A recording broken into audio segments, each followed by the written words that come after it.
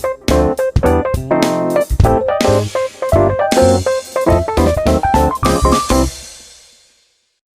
everyone, this is Pete, and I'm in the mood for some more adventuring.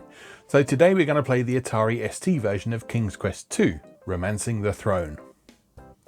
King's Quest II was first released in 1985 for PC Booter, Apple II and Atari ST, then was subsequently ported to several other platforms over the following years.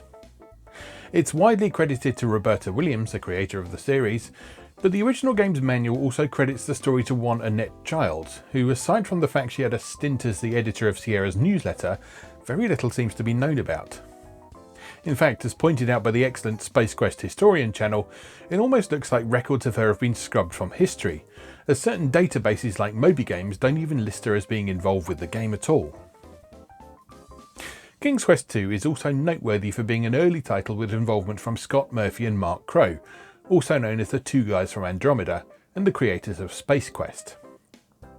They even snuck a promotional sequence for Space Quest into later revisions of the game, which was subsequently replaced by a promo for King's Quest III, presumably after Roberta Williams got a bit sniffy about it.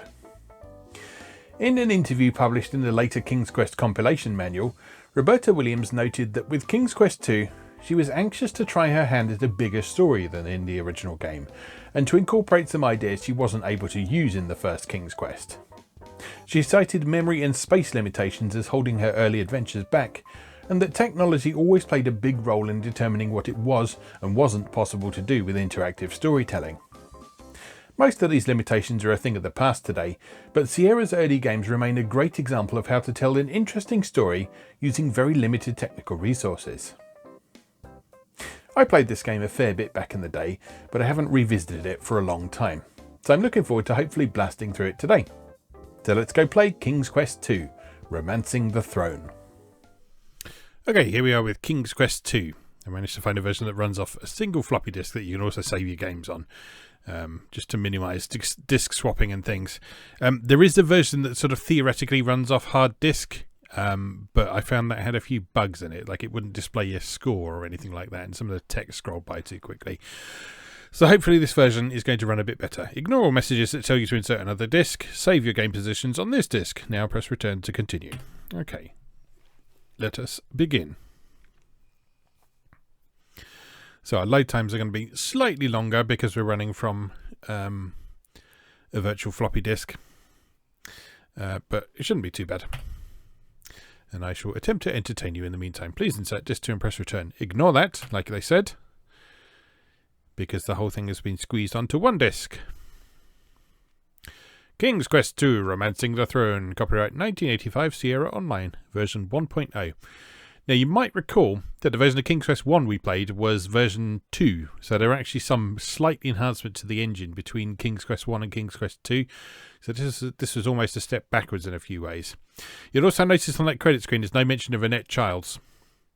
So she is just mentioned in the manual. And like I say, seems to be a bit of a mystery surrounding her. Like, who is she? But anyway, Sir Graham is now King of Daventry. Under his wise rule, Daventry is prosperous. He is loved by his people. It's nice, isn't it? Unfortunately, there is a problem. King Graham needs a queen for companionship, and he has the Raging Horn.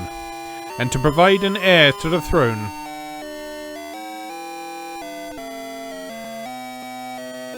he has searched high and low for the right maiden, but he remains, as it were, maidenless.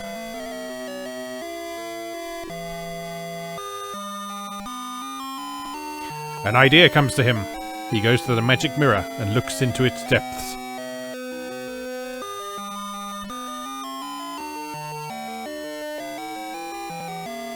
He sees a vision of a quartz tower. To reach it, he must pass through a magic door in the nearby land of Kalima.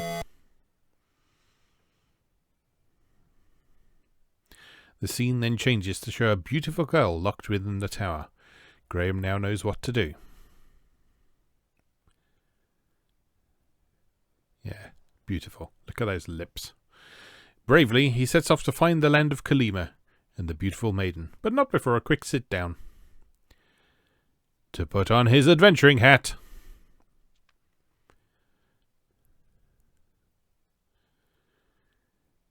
And off he goes.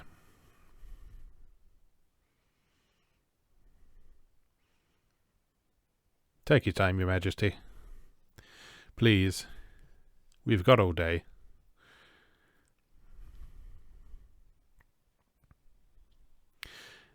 And here we are in the land of Kalima. So I'm just going to make sure save games are working first. Save game. Type a letter between A and J under which you wish to save this game. A. Press return to save the game.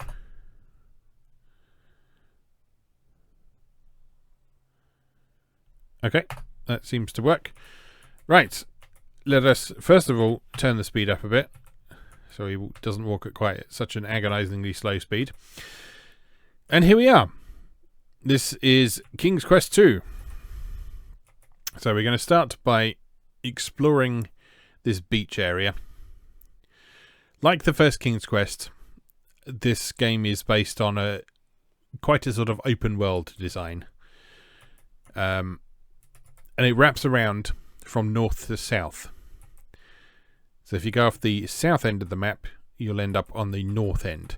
It does not wrap from east to west like the original one does, because you see we've got the sea over on the western side there. So you can't go any further in that direction. And you'll see when we get to the eastern side, I think there's a cliff blocking our way in that direction as well. So right, we can't get around those rocks, so I think we need to sneak behind this little outcropping here.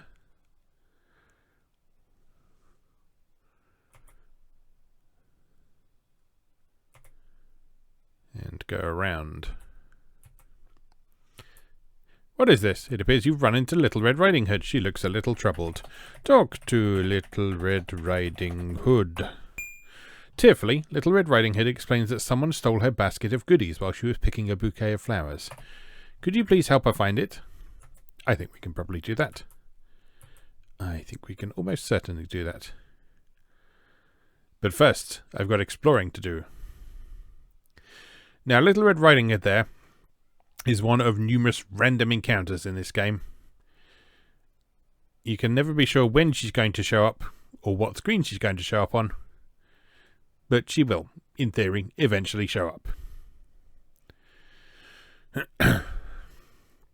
Now, like in the first King's Quest game, there are also random enemy encounters of various bastards who will try and kill you.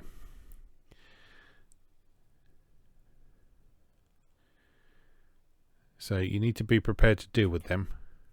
I say deal with them. By that I mean run away from them.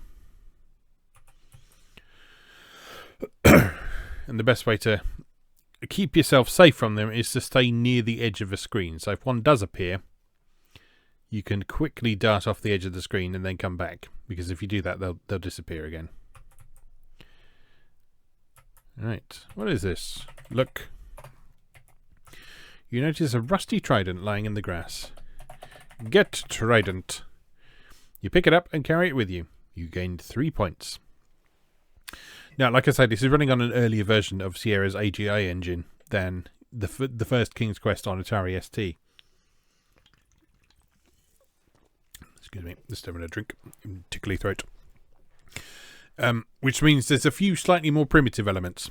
So you probably already noticed that all the narration and dialogue is appearing down in the status panel at the bottom of the screen instead of in pop-up windows.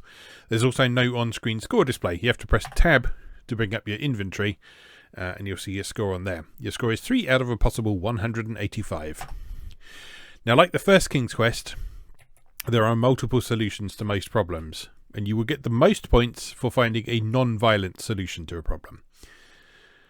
So there are quite a few sequences where you can resolve something by killing someone or something. But if you can find a means to outwit them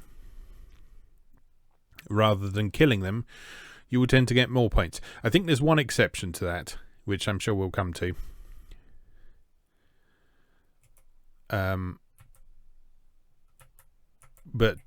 Yeah.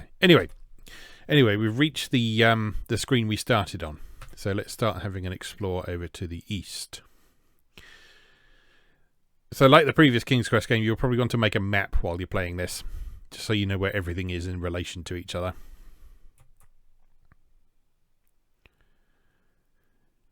And again, like I say, solid strategy at all times is just try and stay near the edge of the screen, because the enemies will normally appear sort of around the middle.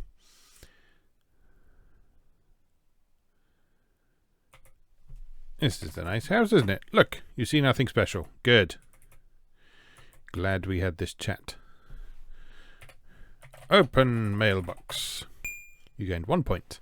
Lo and behold, when you open the mailbox, you see a basket of goodies. Get basket. You gained 2 points. So Little Red Riding Hood lost her basket of goodies because she'd already delivered them. Silly fool. Alright, I'm just going to save my game here. Oops. Save game. Save game. A. Press return to save the game. Okay, and let's have a look in this house. Knock on door. You knock loudly on the door and hear a muffled, "Come in."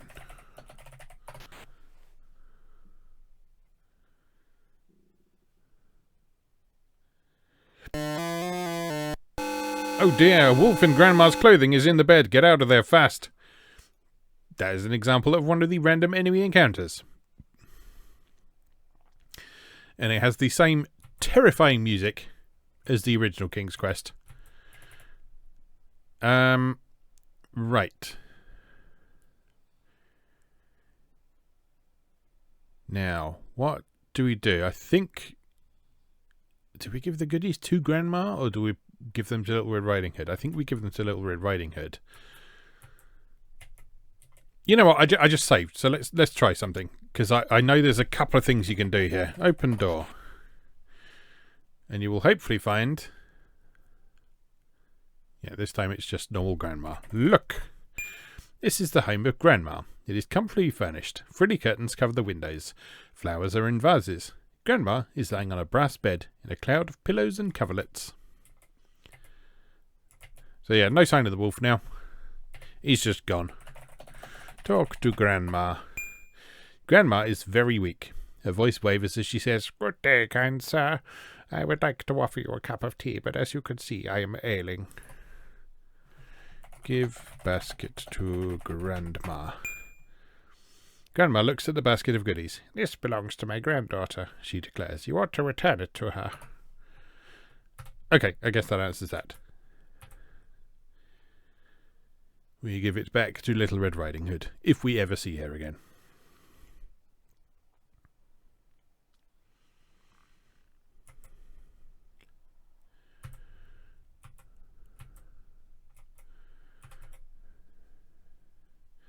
Now, the astute among you will have probably noticed that the graphics in this are quite a bit chunkier than other games on the Atari ST.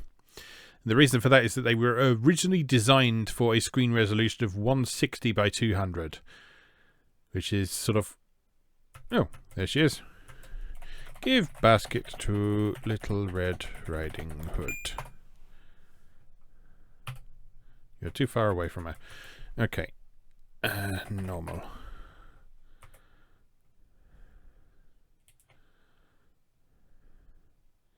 There's a button you can press to repeat your last... give basket to Little Red Riding Hood. There is an F key you can press to repeat your last command, but I can't remember what it is offhand. So I'll just type it out and hover my finger over the return key. Gratefully, Little Red Riding Hood accepts the basket of goodies. In return, she gives you her bouquet of flowers. You gained 4 points. And now she goes and hops off. Look, flowers. Many flowers beautify these woods. Okay, maybe it wants a bouquet. Look, bouquet. The bouquet of wildflowers is very pretty. The sweet scent is delightful. Right, do we give those to Grandma? I think we might. Apparently Little Red Riding Hood doesn't think to give them herself. Anyway, what I was saying about the graphics, yeah. The screen resolution... I mean, this is running in the Atari's low resolution mode, which is 320 by 200, but The graphics were designed with a resolution of 160 by 200 in mind, which is half the horizontal resolution, which is why you'll notice... oh, not again. Run!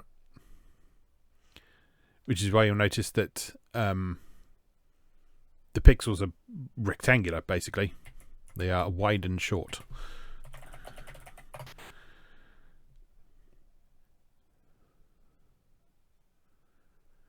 Okay. At least you get sort of advance warning of the wolf by the music starts before the scene appears. Give flowers to Grandma.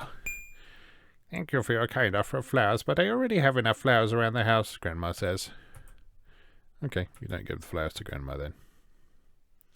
We give something to her, because she has some useful items. But I guess we'll have to come back to that.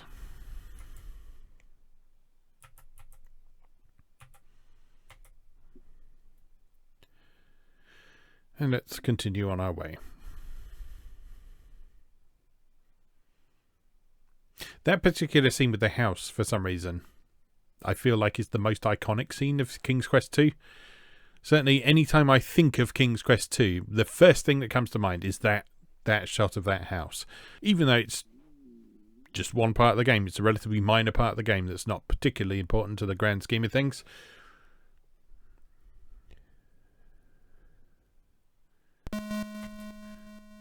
Right, so here is a church or something. This is an old monastery. The monks living here often help travellers in need.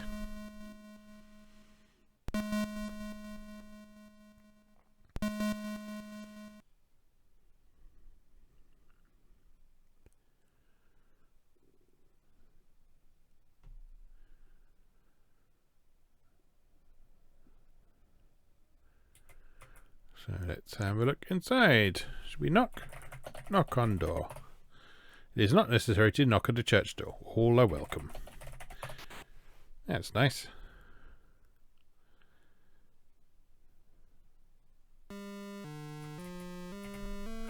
Look! The chapel of the monastery is plain and unadorned. A monk in simple clothing is bent in prayer towards the cross on the altar.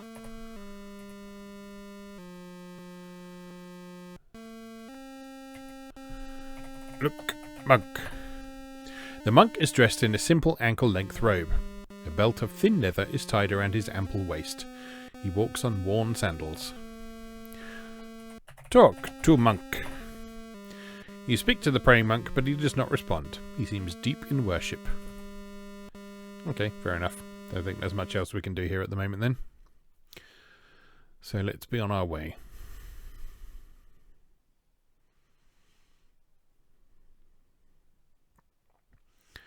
If it wasn't already abundantly clear, a lot of the stuff in this game, a beautiful fairy floats down from the sky.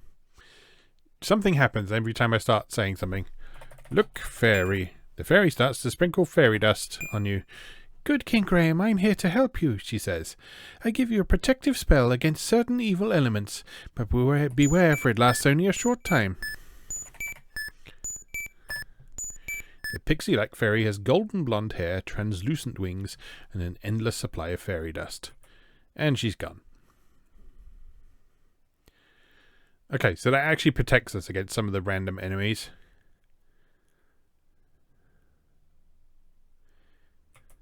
But you probably want to try and save that protection as much as you can.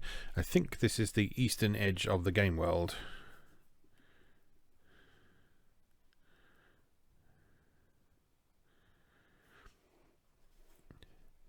There's that chasm up there. That is important to proceedings. But you do have to be careful not to fall into it. So I'm going to go off this screen to the left and go up and around, rather than risk falling down the chasm. Because yes, this game can be that much of a dick to you that you can walk onto a screen straight into a pit.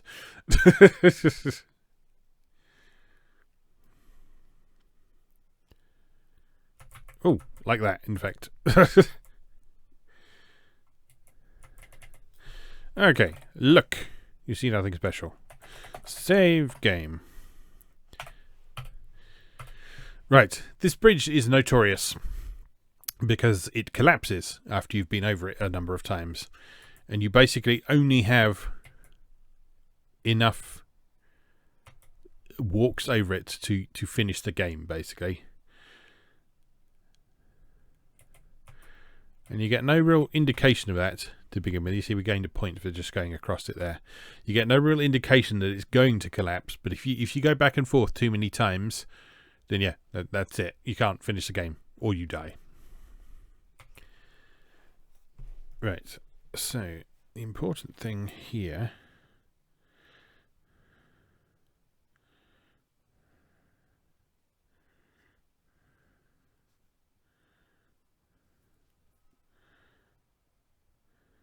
is eventually we will stumble across a magic door.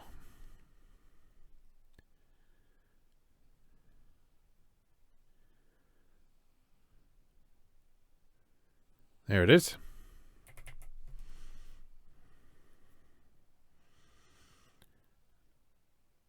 Door. Look, you see nothing special, apart from a door floating in midair. Look, door. This is a magical door. If you can open it, the door will lead you to your heart's desire. There is an inscription on the door. Read inscription. The inscription reads, "Whosoever chooses to seek the key for this door will undoubtedly make a splash."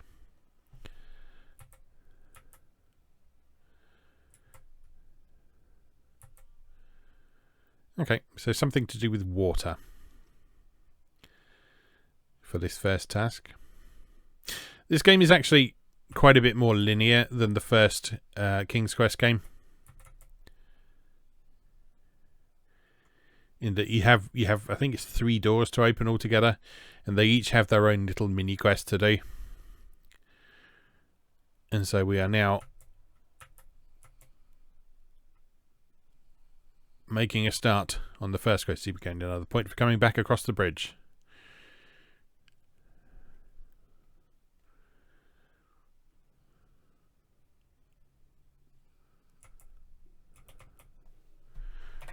Look, you see nothing special.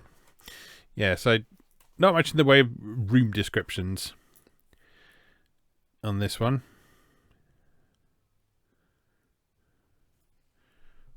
Which way did I go?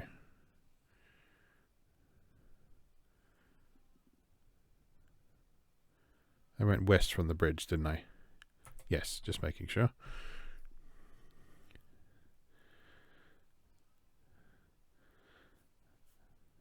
So this is, we'll call this wood.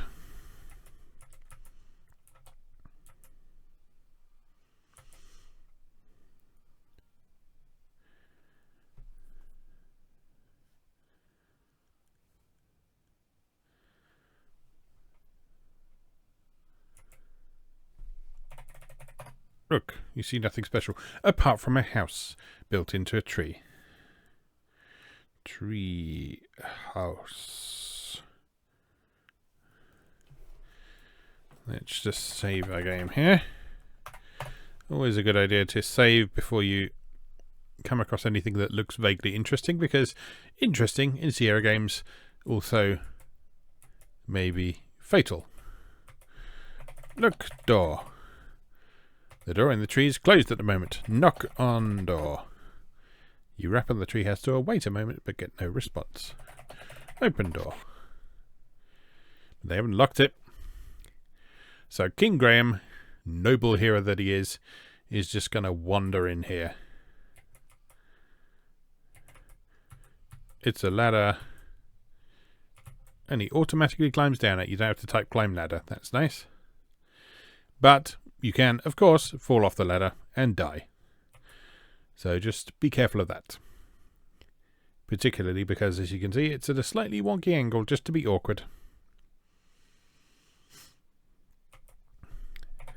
Look.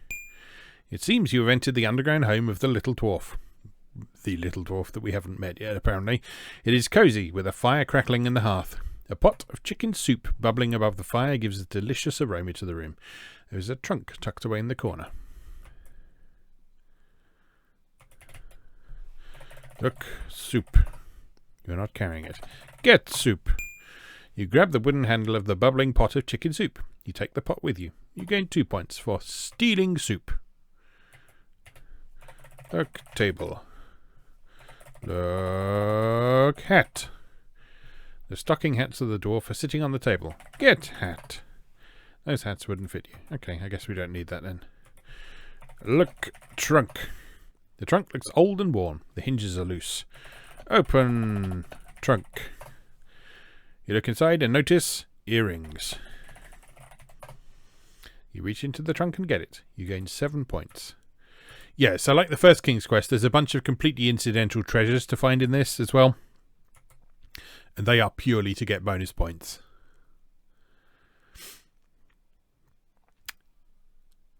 Now this is partly a hangover from old text adventures like Colossal Cave and Zork, where the primary goal was to find all of the treasures and normally return them to a location. King's Quest 1 was basically a graphical interpretation of that format. You had to find 3 important treasures, and then there were a bunch of optional treasures that were worth additional points. And King's Quest 2 still has a certain amount of that to it. But Roberta Williams wanted to place a little bit more emphasis on kind of the story. So the main goal here is not to accumulate wealth and treasures. It is just to help King Graham get laid, basically.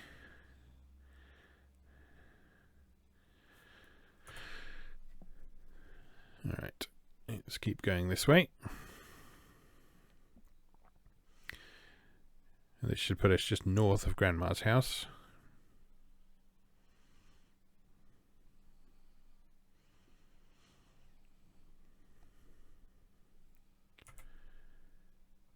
Oh, this looks creepy, doesn't it? Look! This forbidding cave is the home of Hagatha, the wicked old hag. There are human skulls on stakes at the entrance. This is not a reassuring sign.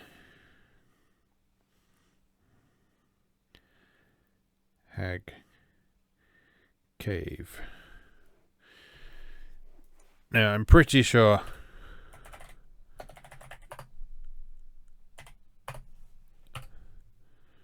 if we go in there, we will die. But let's take a look anyway. Look, skull. The skulls probably belong to unfortunate travellers who fell into Hagatha's clutches. She has a taste for human flesh, you know. Good. Let's go see her.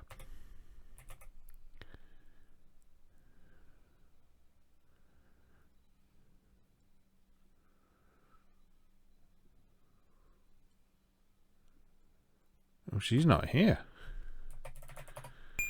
You look around this dreary cave. Fear grips you as you notice human skulls lining the wall. A cauldron with a bubbling brew fills the cave with a putrid aroma. You see a nightingale in a gilded cage. Get cage. You pick up the gilded bird cage with the nightingale in it. The little bird starts singing prettily. A moment later, it stops. You gain 2 points. Look, pot. The iron cauldron is bubbling with a nasty-smelling brew. A hot fire burns underneath. Drink brew! Yuck, don't do that. Okay, fair enough.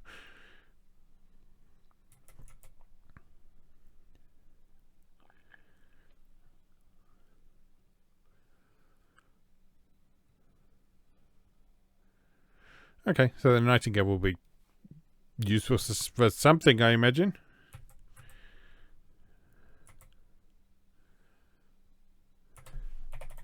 Look, nightingale. As you look at the bird, it begins to sing merrily. The old hag, Hagatha, is nearby. You can hear her cackling and smacking her gums as she comes closer. She would love to have you for dinner, and I don't mean as a guest. Fortunately, she has terrible pathfinding and got stuck behind a rock. So that's good. Okay, we're back at the beach. Okay. if we go back down one, this should be back where we started, I think.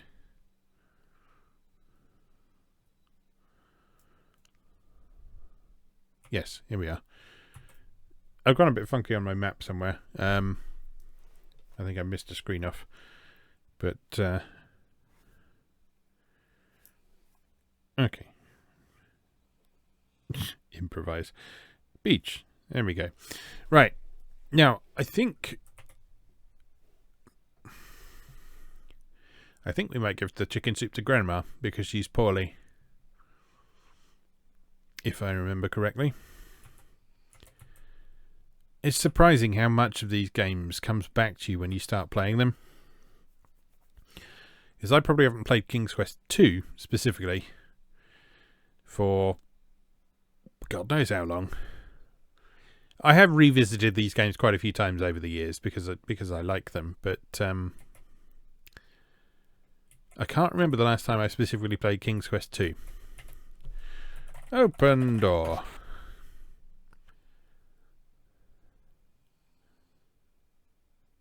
Wolf? Wolf.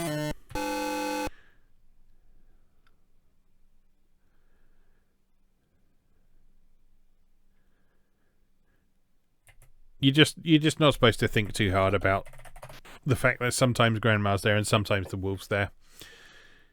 It's not a continuity error, it's just part of the game.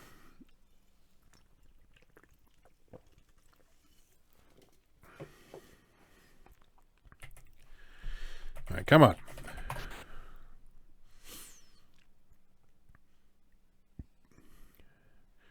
No.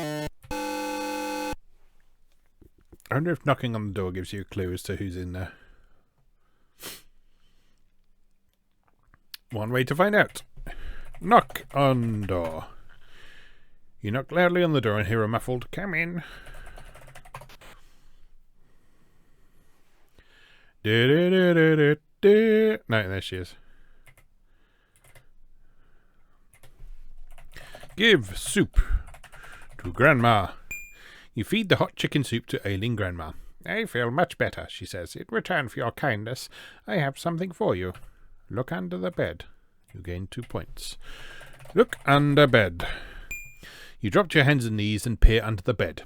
A large ruby ring and a black cloak are hidden there. You take them into your possession. You gained 4 points. Wear cloak. With a flourish, you fling the black cloak around your neck and fasten it. Wear ring. You are now wearing the beautiful ruby ring. You gained 3 points. This is important for later. Although, given what it is useful for later, you will come to wonder why Grandma had these things. Anyway. Where should we go now then? Where shall we go now indeed?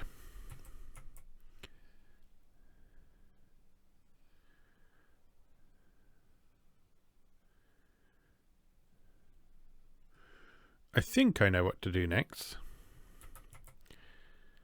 But I'm not sure how we trigger it.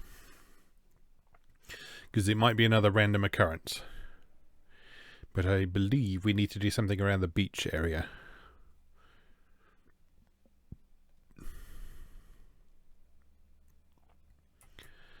So let's just wander our way up the beach and see what we can see.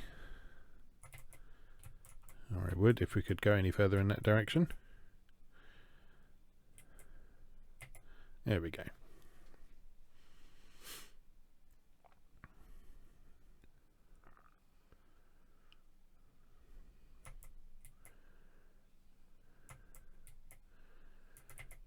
Nothing much going on here.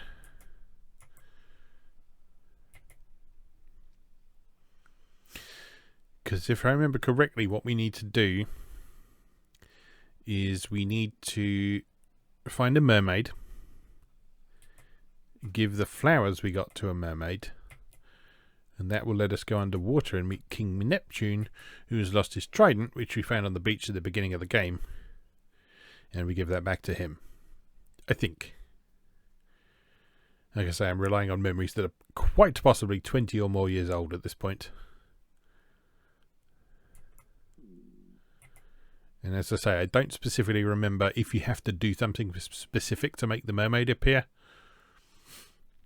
But I guess we will find that out.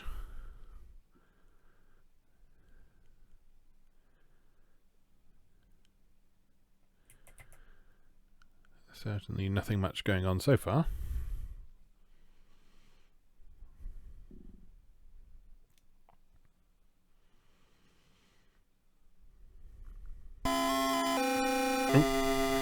Swim.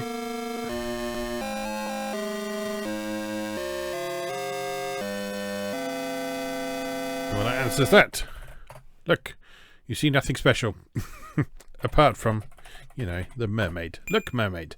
The mermaid has long flowing hair covering most of her upper body.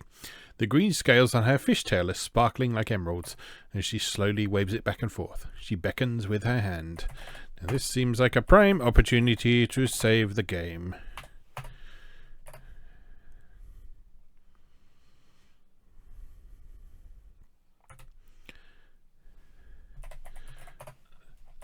Swim. Talk to mermaid.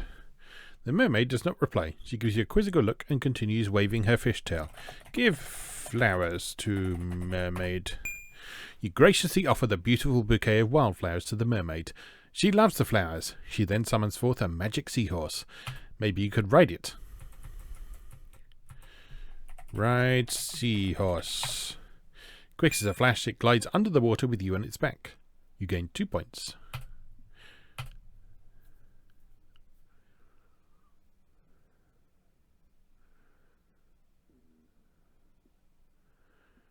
Now, I think it also helps us to breathe somehow. I hope, anyway, otherwise we're about to drown. But this should take us to see King Neptune, who wants his trident back.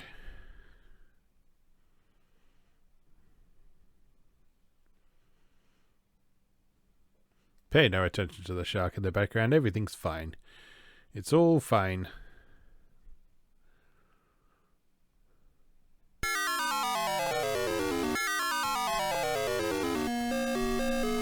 Look. The bottom of the sea is teeming with fish and plant life. King Neptune rules this mighty underwater empire. Talk to Neptune. Glub, glub, glub, glub, glub. Give trident to Neptune. Reverently, King Neptune accepts his lost trident from you. He gives you a bottle, then waves the trident in front of the huge clam, which opens and reveals a large golden key.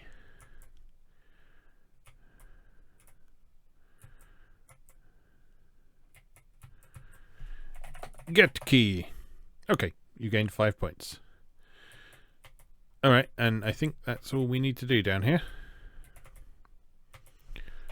Look. Bottle. There was a large cloth in a glass bottle.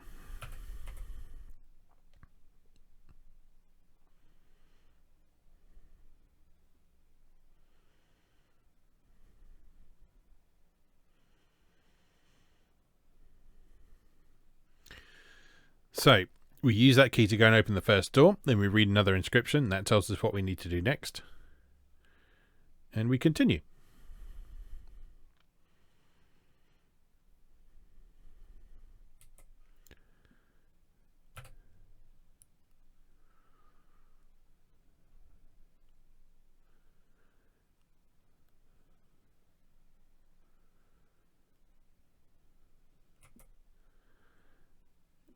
Cherry bye, Mr. Seahorse. Okay. Where am I on my map?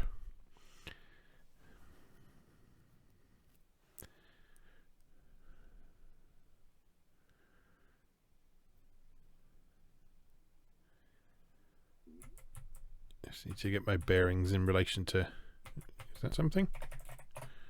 You notice a pretty clamshell lying on the sandy beach. Get clamshell. When you pick up the clamshell, you see that there was a sparkling sapphire and diamond bracelet under it. Get bracelet. Okay, you gained 7 points. Can we open clamshell? You open the clamshell and discover that it is empty. There is nothing special about it.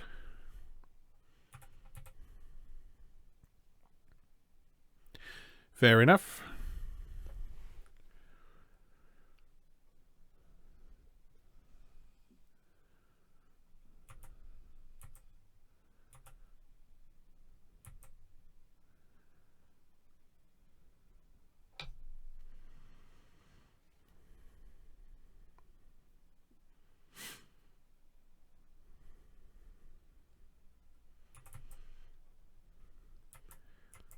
Is that something? Look, a carpet of green grass rolls up the water's edge. It feels spongy beneath your feet.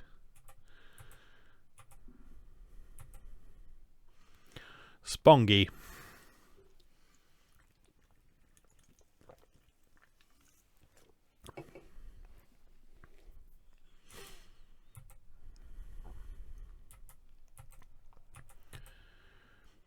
Okay, this is actually where we want to be, I think. So this should take us to Hagatha's cave.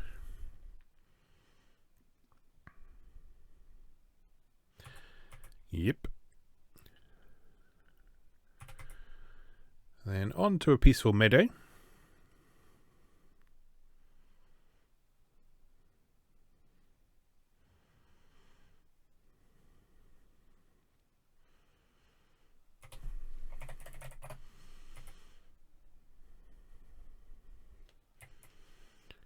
Anything noteworthy about that branch? Look, branch.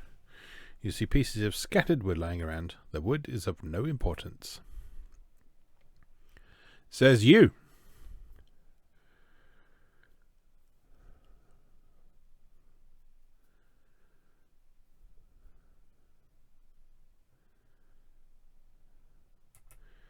Is there anything in that little hole in the tree in the background?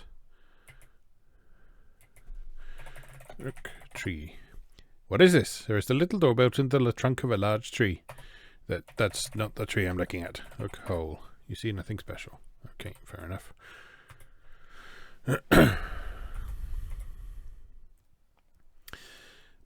So one thing you kind of have to adjust your brain to when you're playing early Sierra games like this is not to ask the question... Ooh, hello. You come upon a quick little dwarf. He has a reputation for stealing treasure. So we'll just sneak off the screen.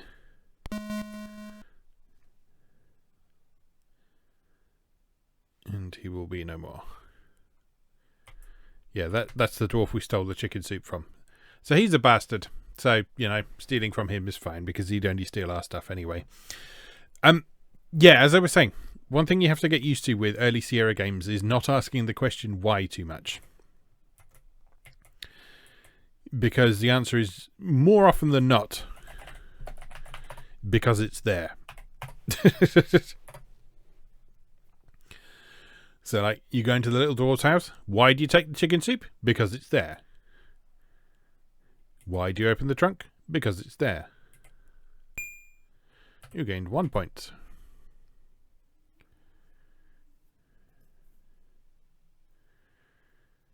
Why do we take the clamshell? Because it's there. Why did we take the trident? Because it's there. You get the idea. You do all these things because this is an adventure game, and that was the conventions of the genre. For all Roberta Williams' claims about wanting to tell a bigger, more ambitious story with this is still an early adventure game at heart. It's a treasure hunt. There's a series of puzzles to solve.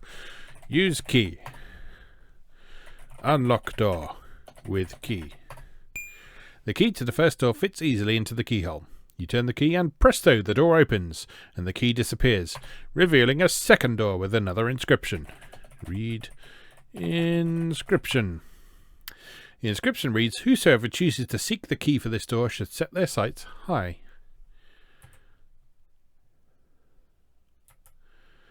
So for this one, we have to get up on top of like a mountain somehow. Exactly how, I do not remember, but I'm sure it will return to me at some point if we have a little wander around.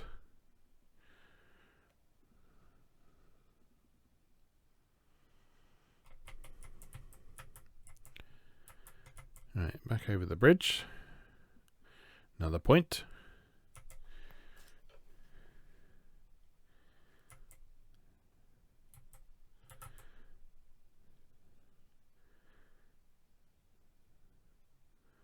I think I might see where I've gone wrong with my map. It's fine.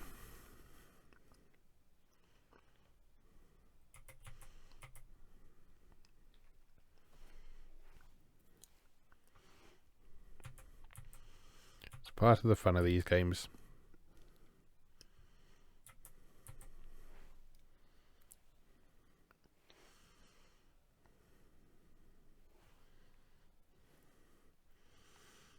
Sorry, a beard hair in my mouth.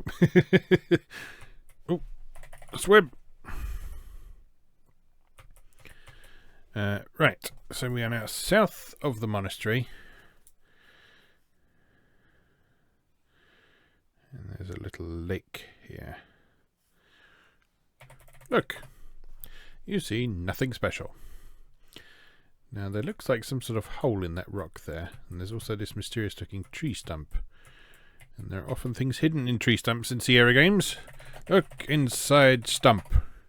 You can't do that, at least not now. Look, stump. Here and there you see the stumps of trees. You wonder if beavers have been here. Okay, so maybe there isn't in this case. Swim! Now in later Sierra games you just jump in the water and the character would automatically swim. But in King's Quest, no, he just flails around and drowns if you don't type swim quick enough. There is a keyboard shortcut for swimming as well. I think it's the equals button. It's just... Yes, it is. Okay. Look. Rock. There is a small opening at the base of one of the large boulders. Look. Hole. There's a glittering diamond and sapphire brooch lying on the ground in the opening between the rocks. You gained 1 point. Get. Brooch. You get the brooch. You gained 7 points.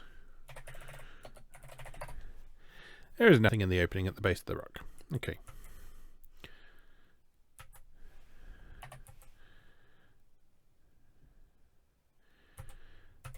Right. Let's explore the rest of this part of the world.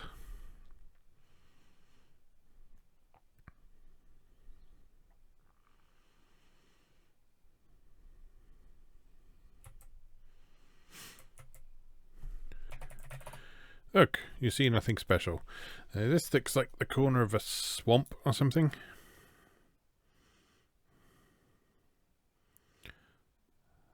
Swamp corner. So we won't worry about that for the moment.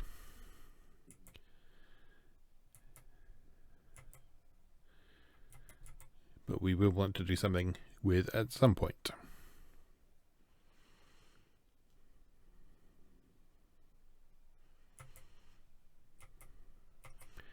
Again, stay near the edge just in case there's that monster music. Swamp edge.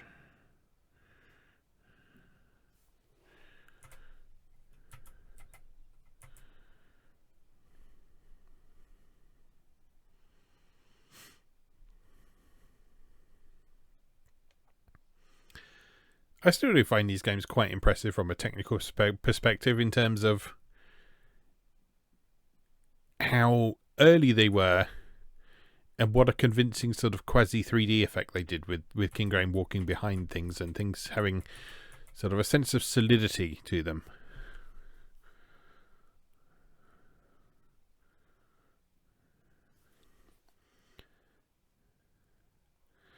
So obviously it lacks things like sprite scaling for him going off into the distance.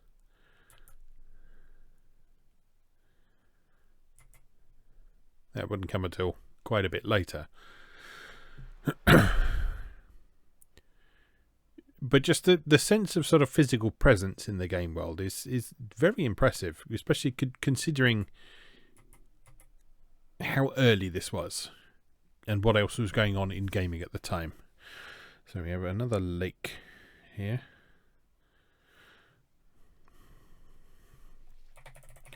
Look, you see nothing special.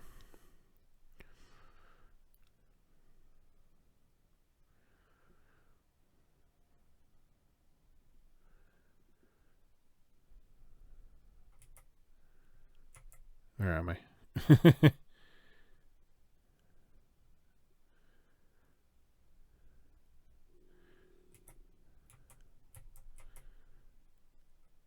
Oh, Graham, where are you?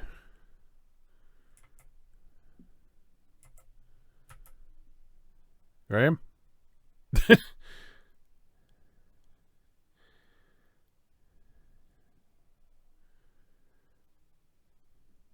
There he is. Right. I got stuck between transitions there. Beware, the fairy spell has worn off. Well, that's good, isn't it?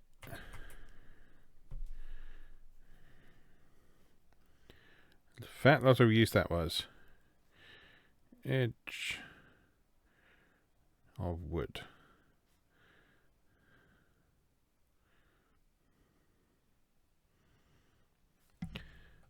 And then on this next screen we have the edge of the swamp again.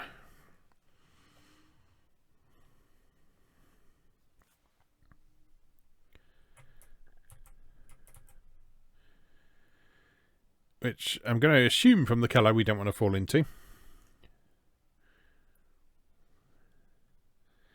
Because it's probably poisonous.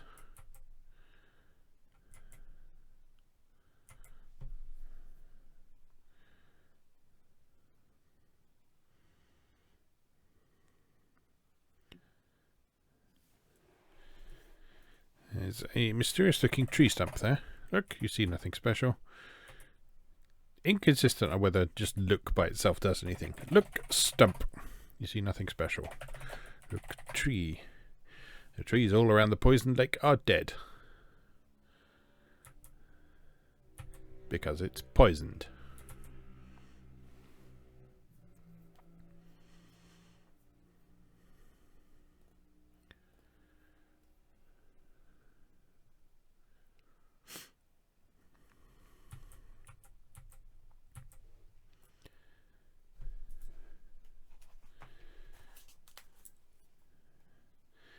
I'm going to keep calling it Swamp Corner. And then I think if I've lined up my map correctly, we should end up behind Hagatha's cave now. I think.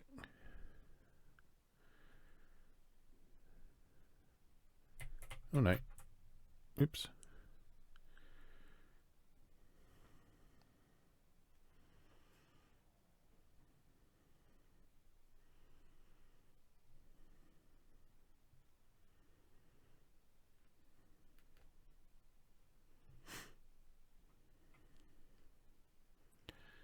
Bouncing back and forth between transitions again. Okay, so another lake. Uh-oh, the old hag Hagatha is nearby. You're going to hear her cackling and smacking her gums as she comes closer. Yes, we've said that before. So yeah, you see that the baddies don't necessarily appear immediately. Sometimes they jump out at you after you've been on the screen for a few seconds. However, in the case of quite a few of them, they do trigger a text box appearing, which gives you a moment to respond. You can assess the situation and decide what the quickest, best escape route is.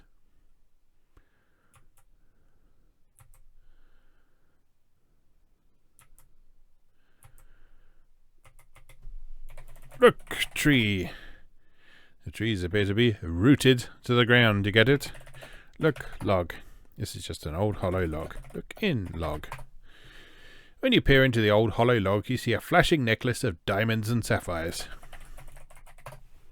You pick it up and carry it with you. You gain 7 points. We're doing well for treasures. We are doing well for treasures.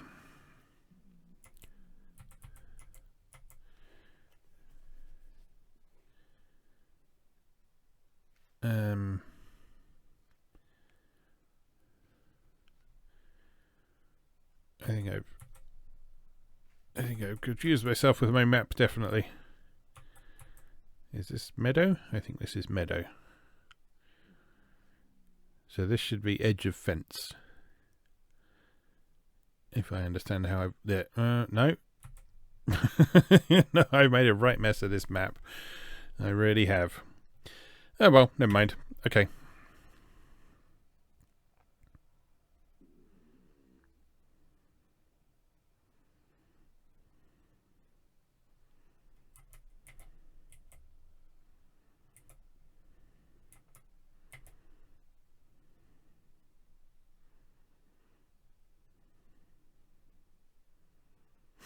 Well, let's fill out what we can, and we can make it more accurate afterwards, if necessary.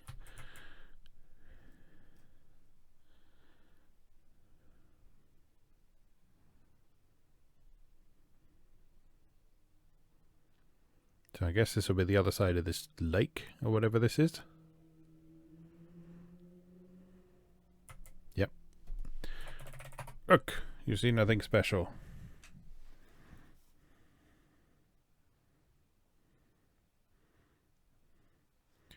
And then further west should take us to the beach.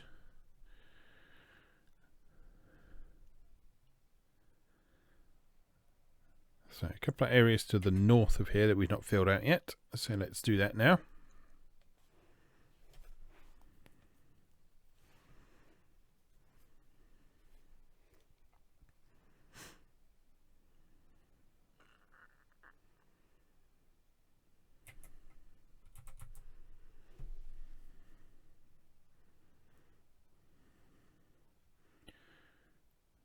Wood edge. Oh, it's Hagger through again. That music used to scare the shit out of me as a kid. And it's one reason that although I liked this game as a kid, I was also terrified of it. So that I'd go onto a new screen and I'd feel such trepidation because I knew that music really frightened me. And it was the same for the first King's Quest, which is pretty much the same jingle for the enemies appearing. It's absolutely terrifying. What is going on here? Look, you see nothing special. Edge. What? There's something against that tree. Look, tree. There's a stake leaning against the tree. Take stake. You gain 2 points. Now that seems like it might come in handy for something. I wonder what it could be.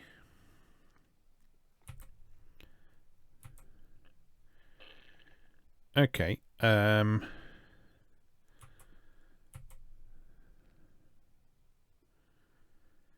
Right, let's continue exploring from that lake area. Let's go east from there.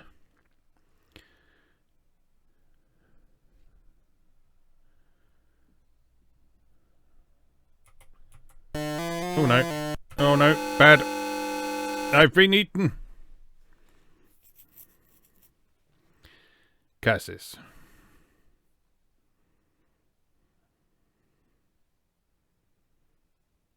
No, I'm being cooked.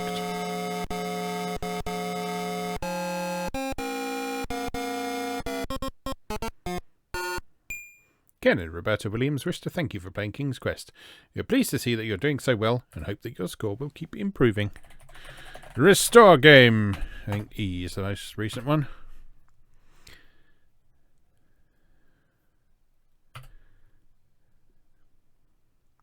See, that's why you say around the outside of the screen. Because otherwise you die. Oh god, I'm all the way back here. Alright, okay. Well, this will learn me, won't it? Alright. Give flowers to mermaid. Ride seahorse. This is part and parcel of Sierra games, you just have to deal with it.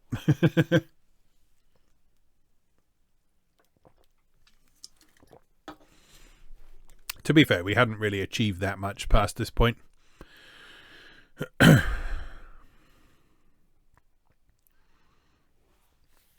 think we'd opened the door, we'd found the stake, and we'd maybe got a couple of treasures, and that was about it.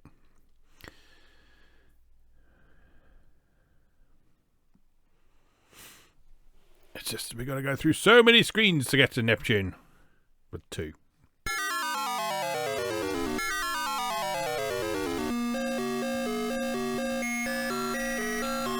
Give trident to Neptune.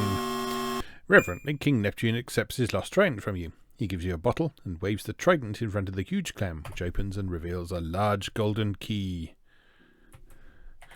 Get key. Okay. Cheers, bud. See you later.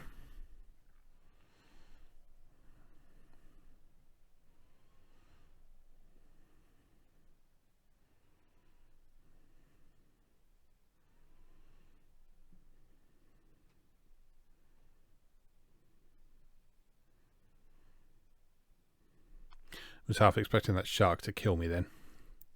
But no, they're not quite that mean.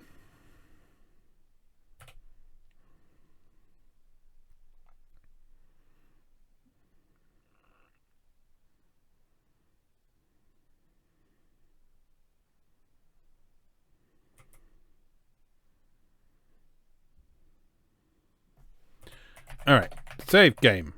F for fuck.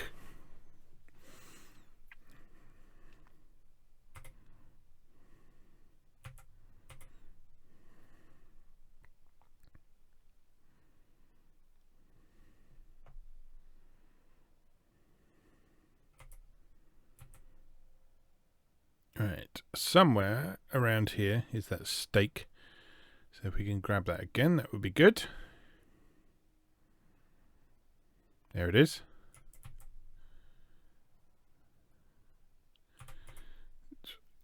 Just hope we don't run into Hagatha. Get stake. Yep, thank you.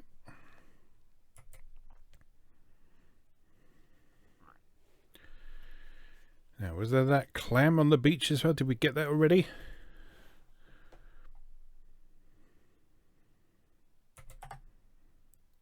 No. Okay. So, oh, in fact, it's right here. Get clam. When you pick up the clamshell, you see that there was a sparkling sapphire and diamond bracelet under it. Get bracelet. Can't spell. There we go. 7 points. Yes, please.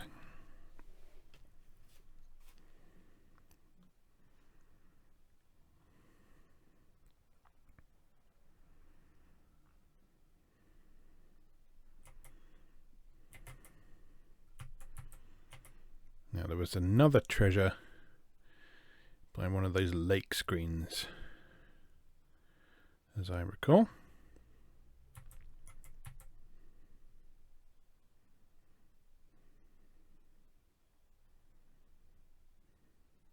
Which I think might be along here somewhere.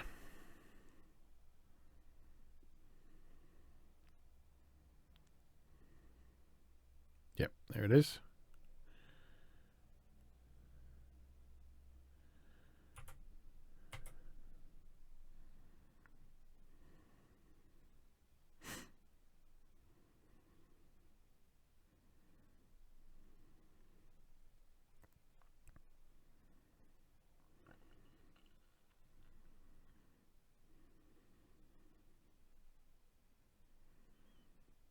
There it is. And so somewhere else along here. Look in log. Get necklace. So there was also that little lake with the rock with the hole in it, wasn't there? Which I think...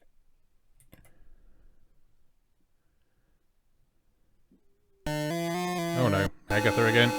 Run, King Graham, run. She's out for blood, because I stole her nightingale.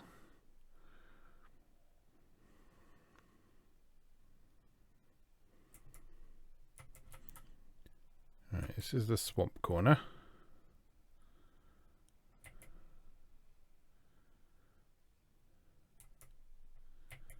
Oh, go away. Leave me be, you old crone.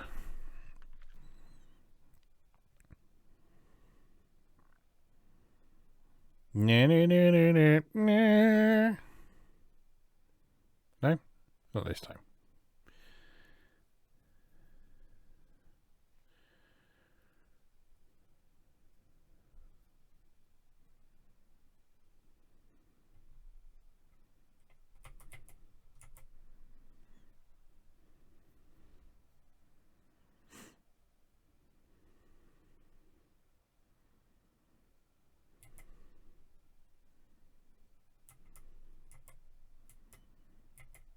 Right, I think what we're looking for might be here.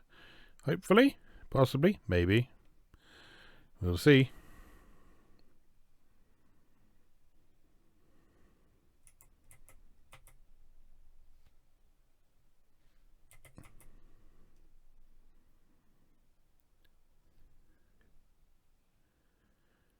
Or maybe not. No, different lake. But I think I know where it is.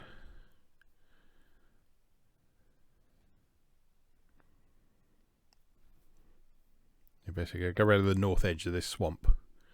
And then it should be there, I think.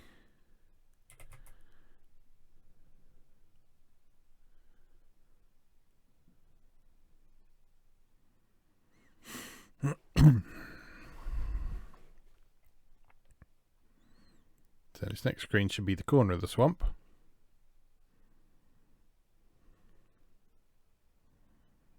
There it is, and there's the lake in question.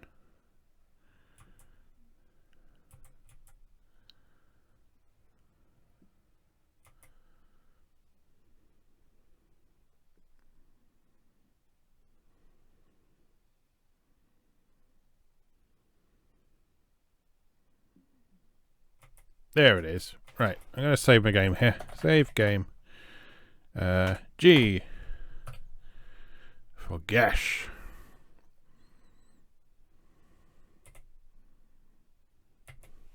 And swim. And look, hole. There's a glittering diamond and sapphire brooch lying on the ground in the opening between the rocks. You gained 1 point. Get brooch. Right. I think we might be back to where we were, finally.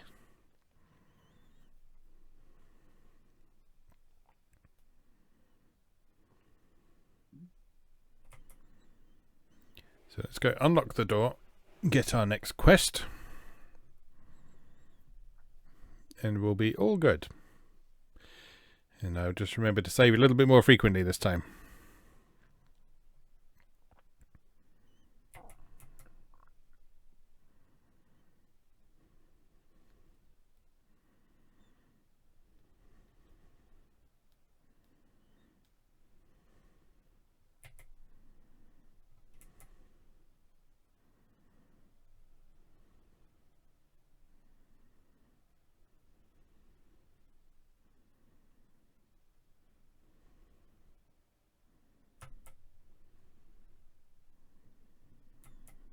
Taking care not to fall down the chasm.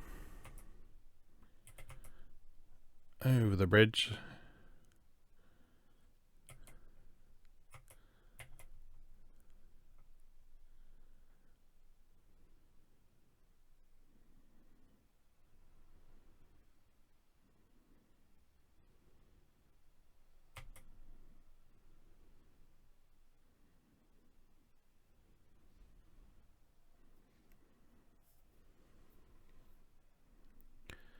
Here's our old friend the door again.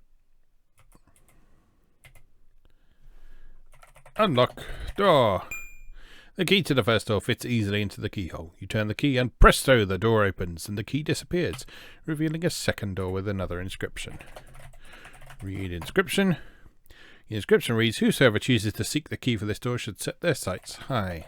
Save game. H.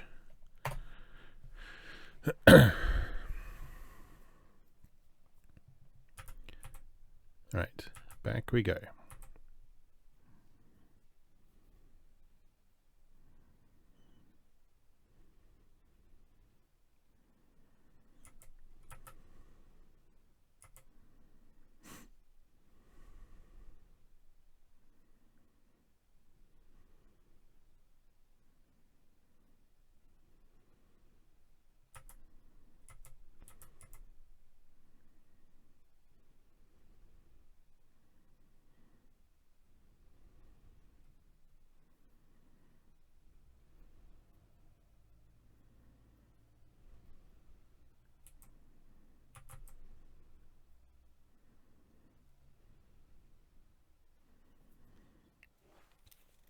Still got a fair chunk of map we haven't visited yet. So let's try and fill that out. So we're behind the monastery right now.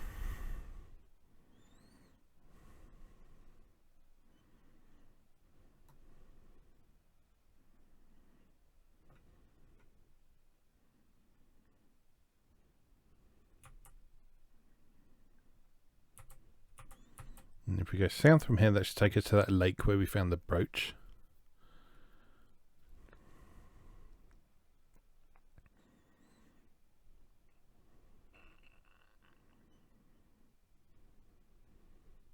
Yep, there it is. So let's keep going south from here.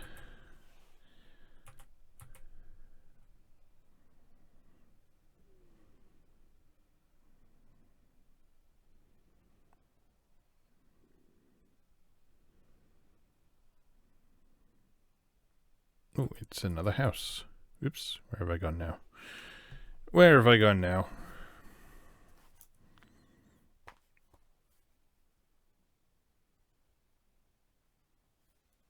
To the other side of the house.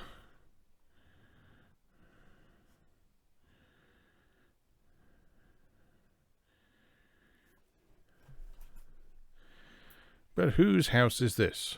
Who lives in a house like this? Look, you see nothing special. Look, house.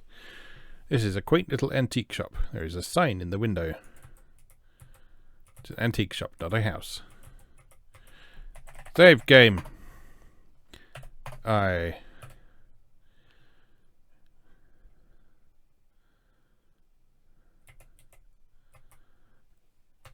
Read. Oh no, you've run into an evil enchanter. Let's hope the fairy spell works. Or I could run away from him.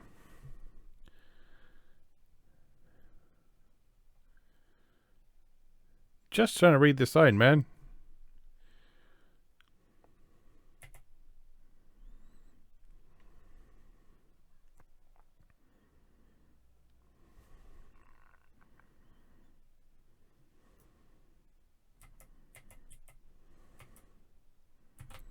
Alright. Read sign. The sign says open. Good. Open door. You enter the antique shop and discover a wolf. No.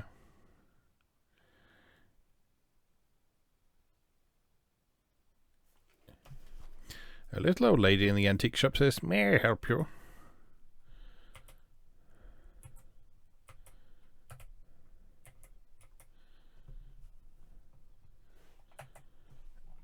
Yes?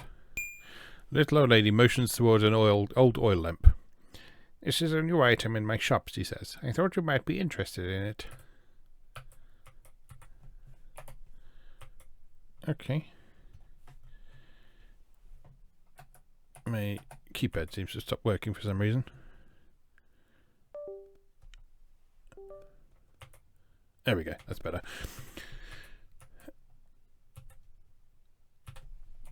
Look, lamp. You are not carrying it. Talk to lady.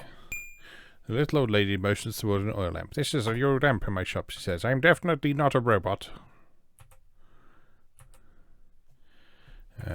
Get lamp? You can't just take the lamp, you have to buy it. Buy lamp. "The oil lamp is expensive," the little old lady says. "It will cost you 2 treasures. "There is an alternative, though," she says. "The old hag, Hagatha, stole my precious nightingale. If you can return it to me, then I will give you the oil lamp. Well, lady, it just so happens, give nightingale to a lady. You hand the birdcage with the nightingale to the little old lady. My precious, she exclaims. In gratitude, she gives you the oil lamp. Good luck, she says. She hastens you out the door and closes up shop. You gain 6 points.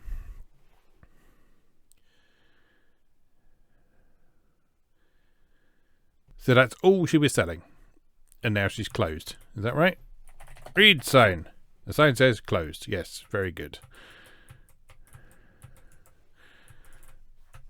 Okay. Let's fill out some more map then.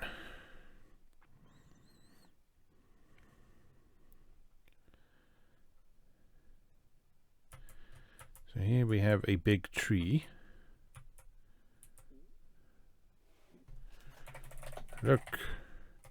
Tree. Many trees shade your way as you journey through the land of Kalima. This looks like a tree we might be able to climb. So I'm just going to save my game because climbing trees in Sierra games is often fatal.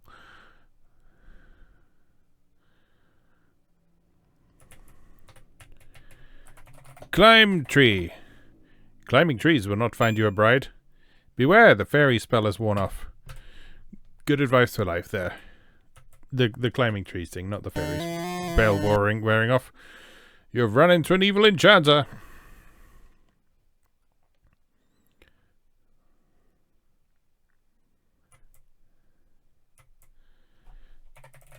Look, you see nothing special. It's another lake.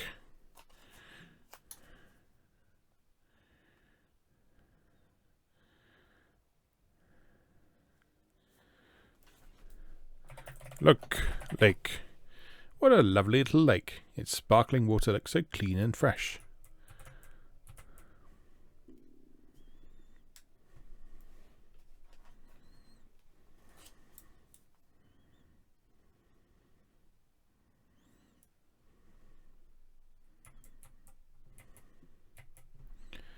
And there's the other corner of the swamp.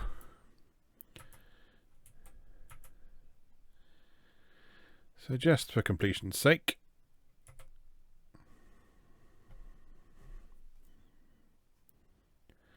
this should take us to the south edge of the swamp.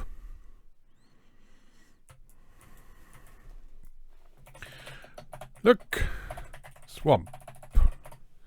I don't understand swamp. Look, lake. This lake is foul and stinking. It may be poisoned. All vegetation looks dead around it. Now, that castle off in the background, that relates to, I think, the third quest. So you'll see there's no means of getting across at the moment. There's no bridge, there's no ferryman, there's no means of flying across it. And if you jump in the lake, you will die from poison. So that's what I mean when I say it's more linear than the first King's Quest game. In that there's things you simply can't do until later.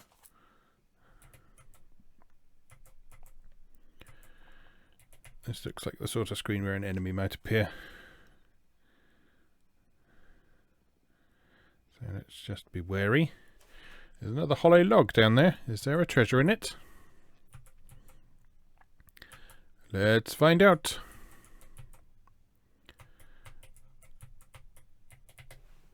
Look in log.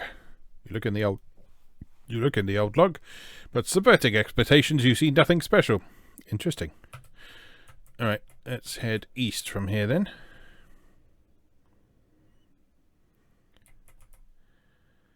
As we almost filled out the whole map now, I think.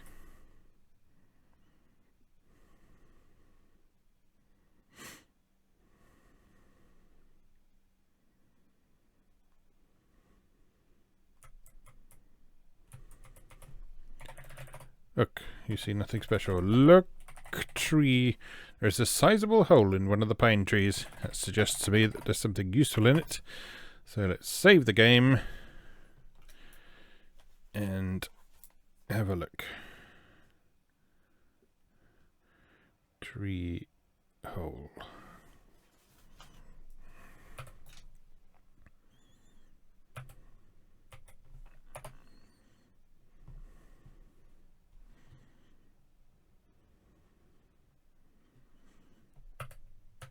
My keypad stopped working again. It keeps doing this. Have I got you plugged in funny? Or are you just being rubbish?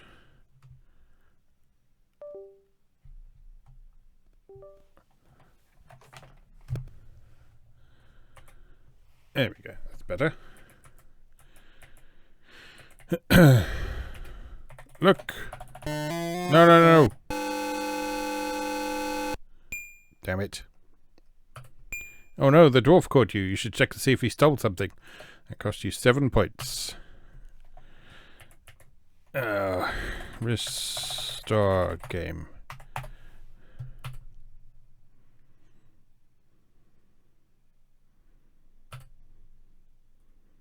I think it should be fairly obvious, given that it cost you 7 points, that yes, he did indeed steal something. Look. Hole. You cannot see into the hole from here. Climb rocks. There's no reason to climb the rocks. Climb tree. Climbing trees will not find you a bride. Well then how do I... Look, hole. When you peek into the hole of the pine tree, you see a mallet lying there. Get mallet. Oh, now what? Go away, you little shit. God damn it. Restore game.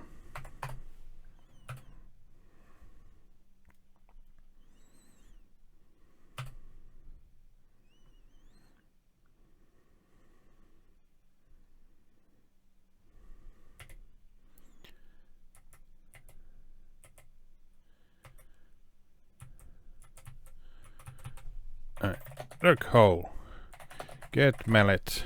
And run away. Just in case the RNG is on a fixed seed every time you reload.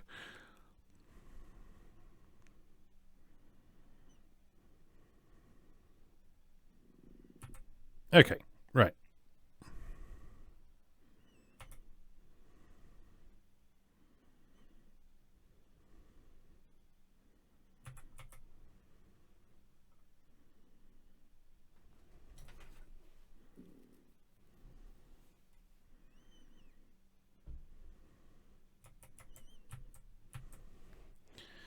So this is the edge of the chasm.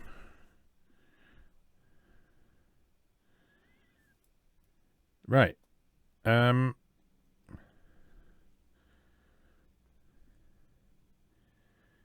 think we've almost mapped out everything apart from the middle of the swamp.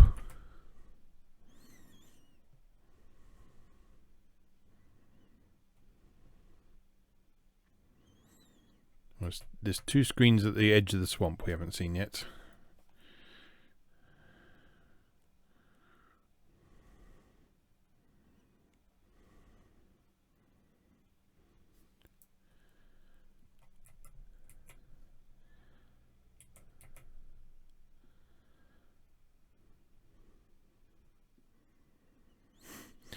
There's the corner.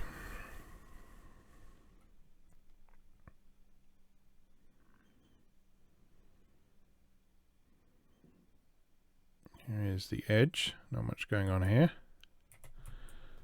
Just make sure. Look! Stump! You see nothing special. Look! You see nothing special. Good.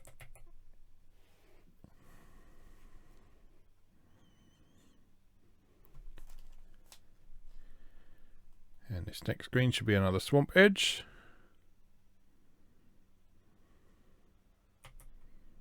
Yep.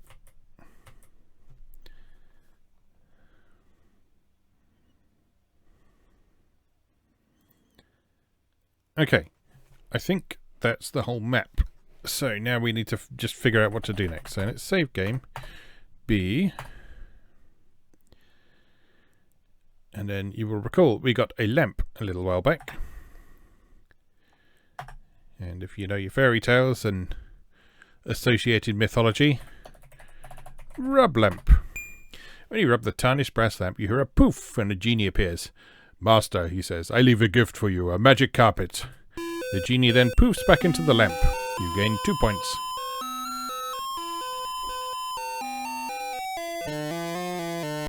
You have run into an evil enchanter. Get. See you later, evil enchanter. I've gone 10 yards south, so now you don't know where I am. Look. Magic carpet. The magic carpet is a beautifully woven Persian rug with a colourful fringe on the ends. Ride carpet. You gained 4 points. And we are off into the skies.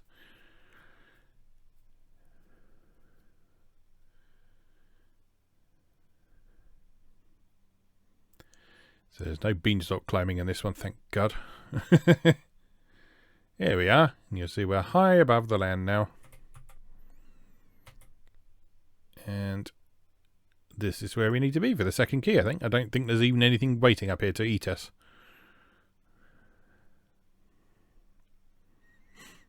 Oh no, there is a poisonous vapor. A poisonous snake!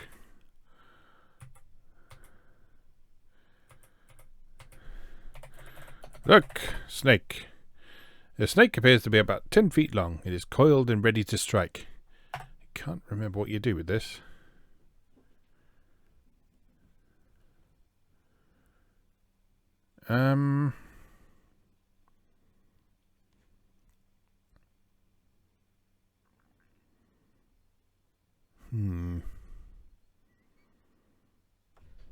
This is one bit I cannot remember at all. Talk to snake. Stay away or I will strike. Oh,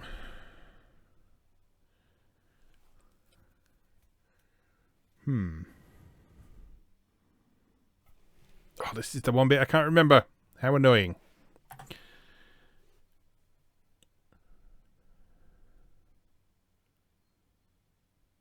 Or maybe it's the bottle. Something to do with the bottle. Look, bottle. Because we've not done anything with that yet. There's a large cloth in the glass bottle. Open bottle. The glass bottle is already open. Take cloth. You pull a large piece of cloth out of the bottle. You gain 10 points. Look, cloth. It is a large sheet of cloth. Great. Great. So, throw cloth at snake. You can't do that, at least not now. The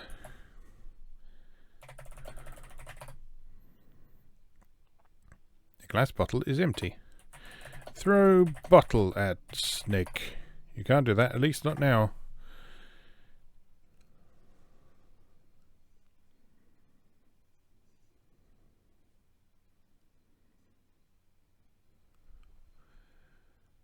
What do we do? I don't remember.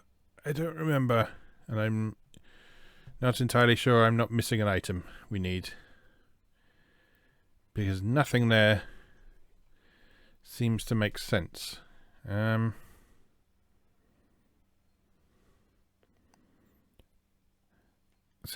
it's probably not giving a treasure. Because doing so will cost you points.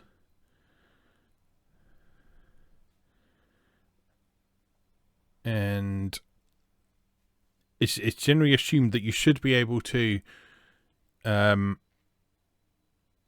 through the game with all the treasures and have all the points.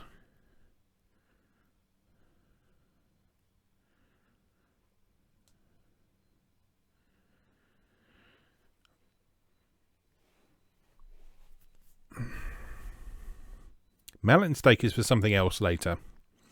I know what that's for. A clamshell I don't think is useful for anything. Throw clam at snake. Maybe the genie can help again? Maybe we have 3 wishes, one of which is please get rid of this snake. Rub lamp. When you rub the lamp, you hear a loud poof and a genie magically appears. Master, he says, I leave a gift for you, a beautiful sword. The genie then disappears in a puff of smoke. You gain 2 points.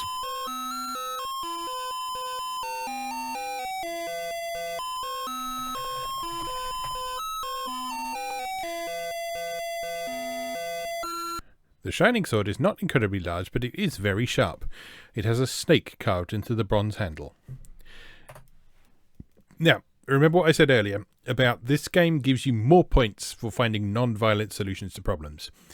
So we could use the sword on the snake, I imagine, and kill it, but that will probably be worth less points, fewer points rather, than finding some other means of doing it. So let's rub the lamp one more time, see if we got a third wish.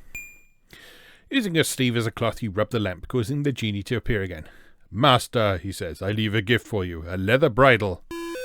The genie then pops back into the lamp. I remember. Oh no, the lamp has disappeared from your hands. But notice we didn't lose any points for that. So that's supposed to happen. Yes. I remember now, because this is stupid. Put bridle on snake. You toss the leather bridle onto the coiled snake. Instantly, there stands before you not a snake, but a beautiful winged horse wearing the bridle. You gained 5 points. Look, horse. This is a handsome white horse. It has beautiful wings of delicate white feathers. The leather bridle is around the winged horse's head. Save game.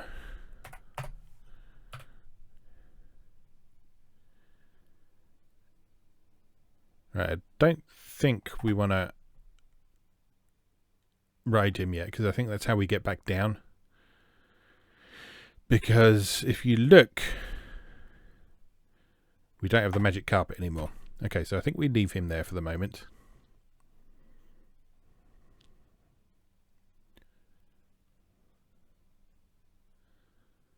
And hope he's there when we come back. Look, cave. There's a large cave opening in the steep mountainside.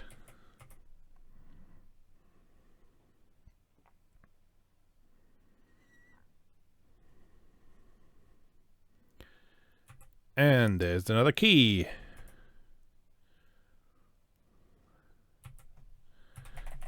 Get key. Okay, you gain 5 points.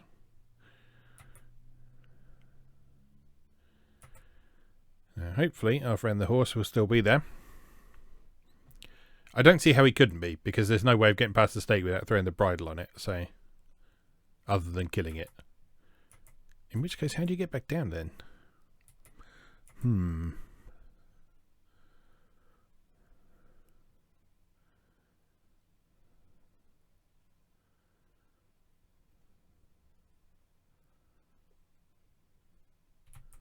Okay, he's still there.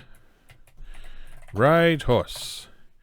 The winged horse has a very independent nature. It doesn't want a rider on its back. Okay, fair enough. Pet horse. The beautiful white horse lets you stroke its velvety soft nose. Soft nose. Talk to horse. Thank you, kind sir, for saving me. An evil enchanter turned me into a snake when I refused to be his steed. To repay you, here is a magic sugar cube that will guard against poisonous brambles. You gained 2 points. Okay, so I guess we don't get down using him then.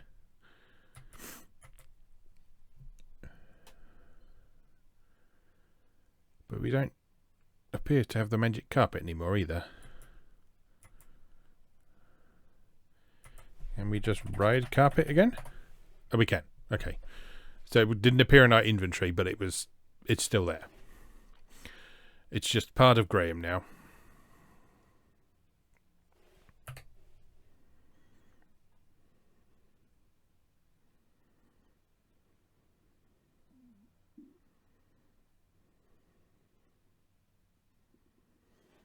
Okay, good stuff.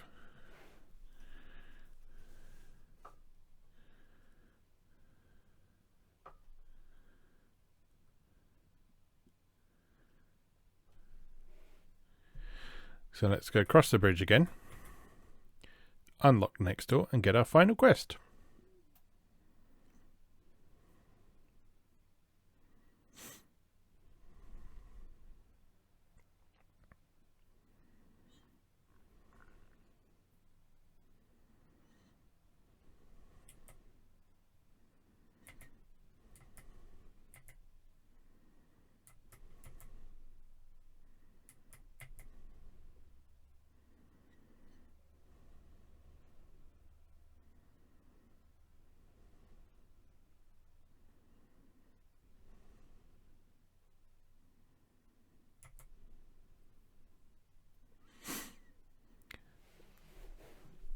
So I think we're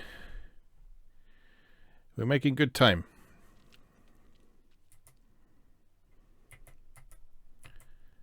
Pretty sure we should definitely get through this today, because there's no other really stupid puzzles in this that spring to mind. So the most weirdest puzzle in this game is throwing the bridle on the oh no.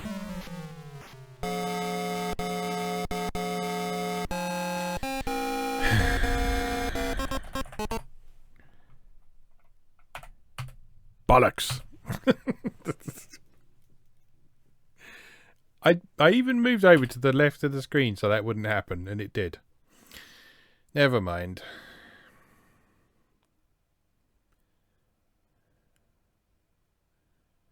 Pretty sure we hadn't achieved very much from there. What have we got? All that stuff.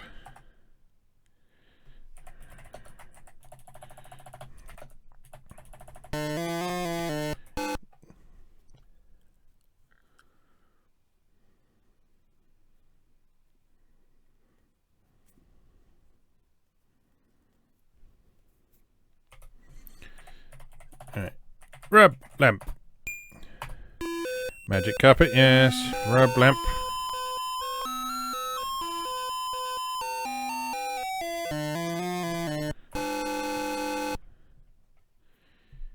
Go away, you nasty wizard.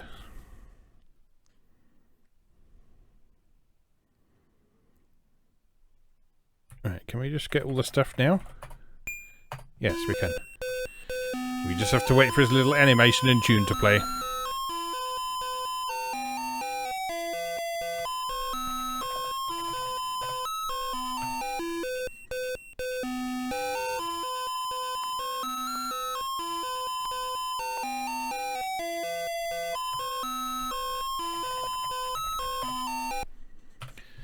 Right.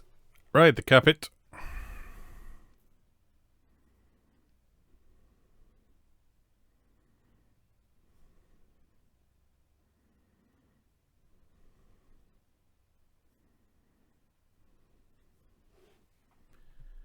Here we are.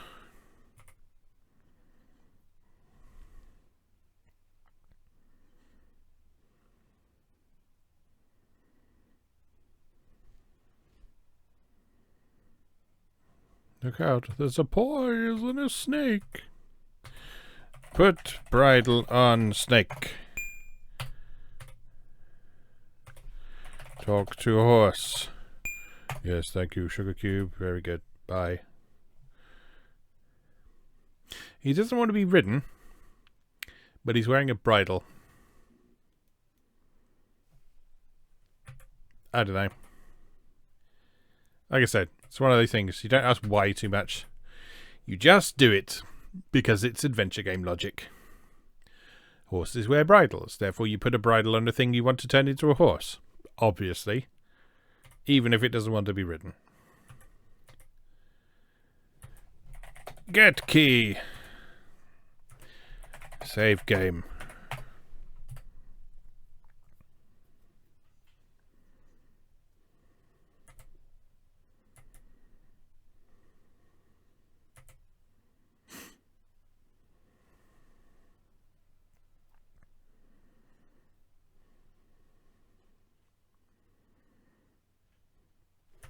Can we just ride carpet from here? We can. Good.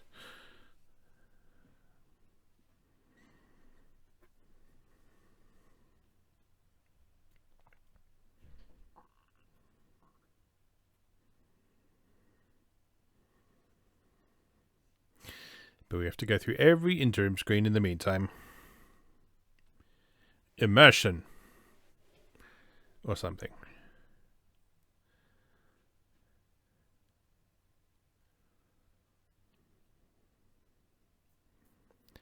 Now, is it going to drop us where we were, or is it going to put us outside the antique shop?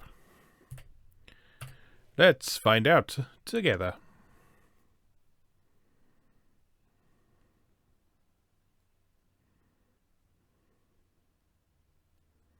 Outside the antique shop. Okay, that's fine. That's all good.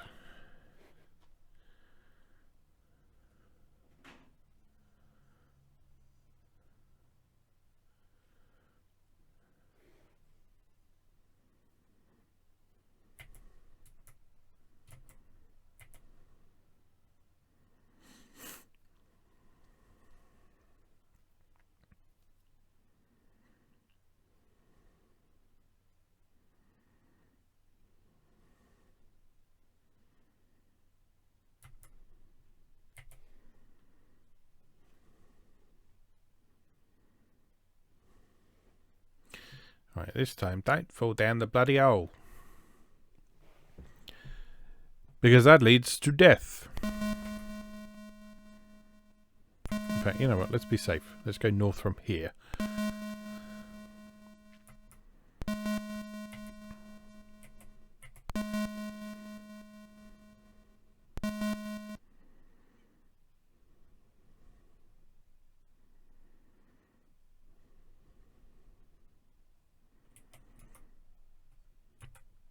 Stay near the edge in case of evil enchanter who appears to be the enemy du jour.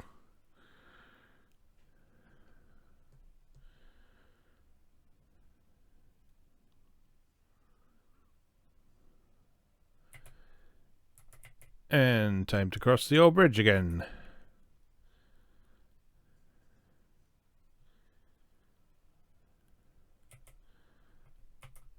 You gain 1 point.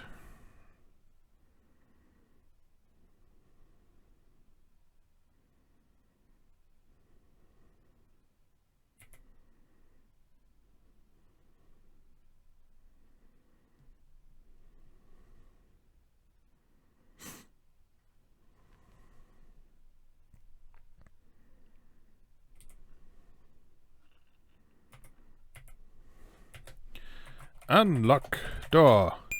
The key to the second door fits easily into the keyhole. You turn the key and shazam! The door opens, and the second code disappears, revealing a third door with yet another inscription. Read inscription. Whosoever chooses to seek the last key must have a stout heart. Save game. That's how stout my heart is.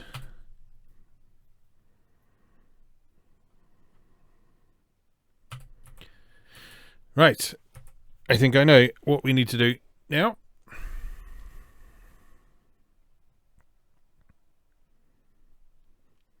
Not sure how straightforward it is, but I know what the end result of it is supposed to be.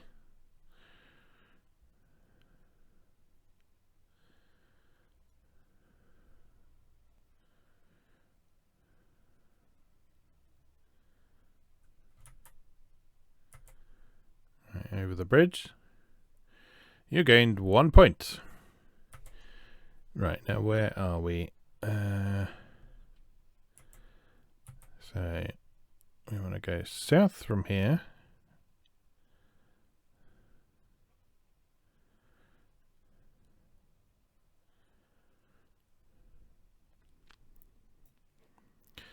Basically, now is the time to go to the swamp.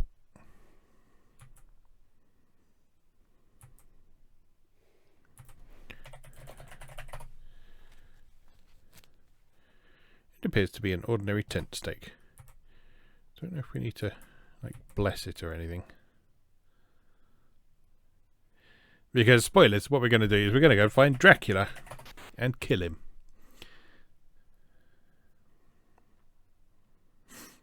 And I don't think there's a way to do it without Oak Monk. Show stick to monk.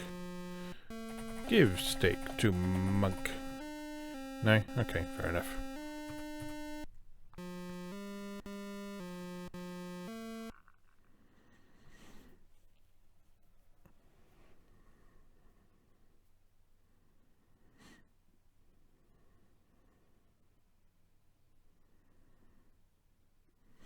Right, this should take us back to that lake.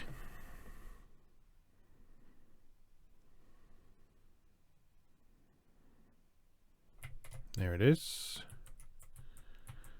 And then if we go west from here, you should end up at the swamp. And we should now have a means of crossing the swamp if we go to the south central part of it.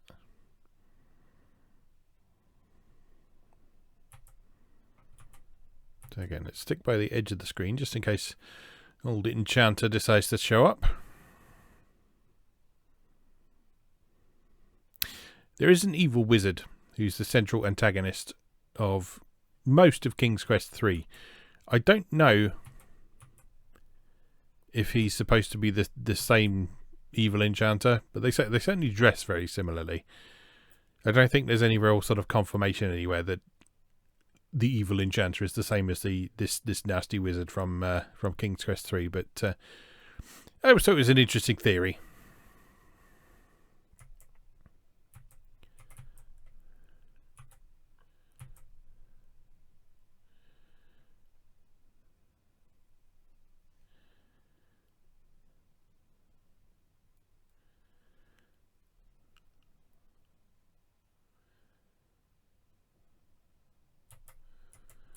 Right, and around the corner.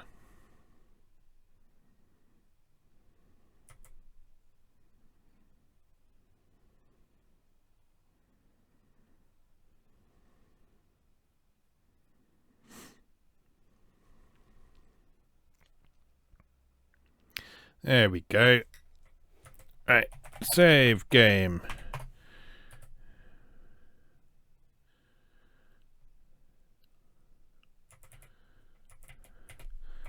Look, you see nothing special. Look, boat. The small wooden rowboat looks old and rotted from traversing the poison lake. Look, man. The shrouded ghoul looks very frightening. His hands are little more than claws, and his face is completely hidden inside the hood of the shroud. He is standing in a small boat. Talk to ghoul. You are greeted by stony silence from the frightening ghoul. Get in boat. The shrouded ghoul looks at the ruby ring on your finger and the black cloak around your neck. He motions for you to enter the boat, which you do. You must have fooled him into thinking you were someone else. See, that's why we put those on in the first place, because otherwise you have to give him a treasure and lose some points. And this is what I mean by asking, why does Grandma have those under her bed? Exit boat. Get out of boat. Look. Look. Bushes. There are no bushes on this island, only poisoned brambles and thorns. Thorns, even. Save game. Now, you may recall that the Pegasus gave us a magic sugar cube that will protect us against poisonous thorns. So let's eat sugar. After swallowing the magic sugar cube, you get a feeling of invincibility. You gained 1 point. You start flashing multiple colours. And you feel like if you ran into a turtle, it would just fall off the world.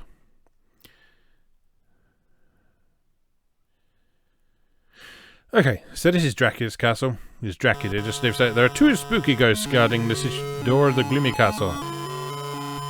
This situation looks bad.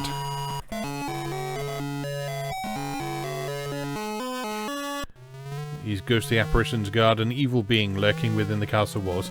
And yes, that was Thriller you heard on the soundtrack there.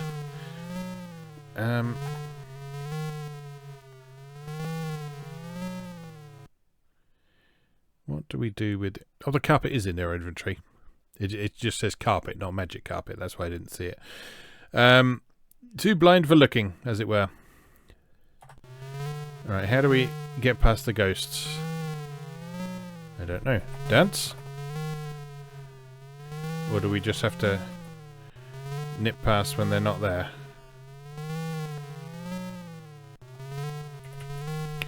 Talk to ghost. When you speak to the ghost, they utter a mournful wail.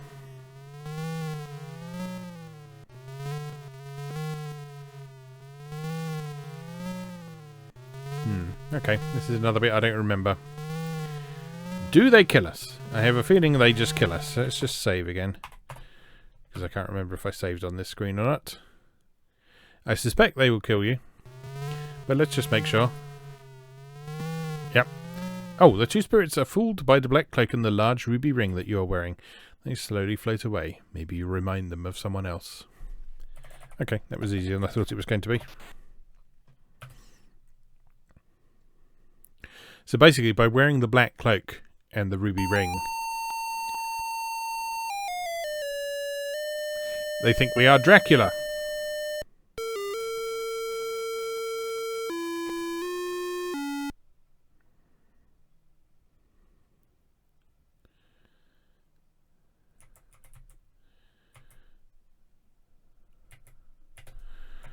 Look, table. The tabletop is completely covered with dust. Scratches scar the legs of the table. Chairs with torn padding accompany it. A delicious-looking smoked ham is on the table. Get ham. Okay, you gain 2 points. 2 points for ham. How about that? How are we doing points-wise? 120 out of 185 so far. So we must be nearly there.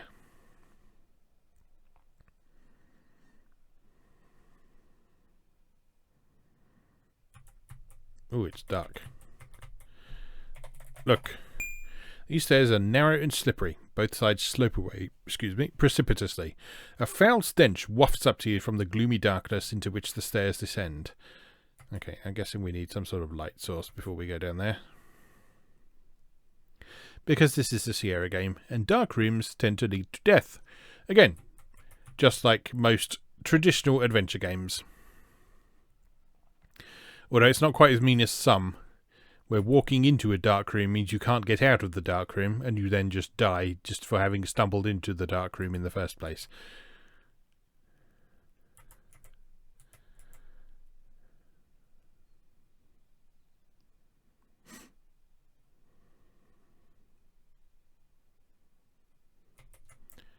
Oh no, it's a Sierra staircase. Save game.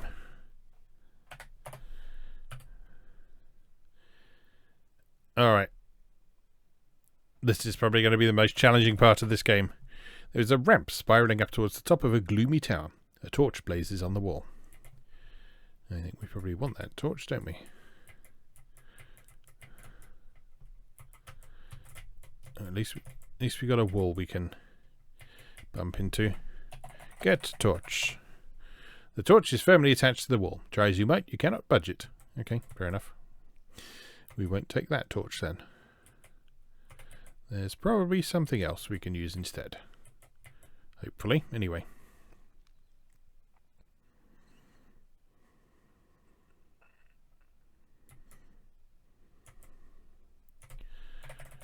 Look! The musty bedchamber is at the top of an old tower. At the top of a tower, rather. It has the smell of mould and old mothballs. There is a sagging bed and an old dresser in the room. Open dresser. You can't do that, at least not now. Look, dresser. The old dresser is scratched and nicked. You can tell it was once a fine piece of furniture. There are several drawers in the dresser. Open drawer. There's a candle lying in the drawer of the old dresser. Get candle. You pick it up and carry it with you. The drawer is already open. Okay, so we can only open that one. Close drawer. Look, bed. The bed is lumpy and sagging in the middle. A faded old quilt covers it. Search bed. I don't understand search. Okay. I think that candle is all we need. Because we can light that on the torch, and then that is our light source.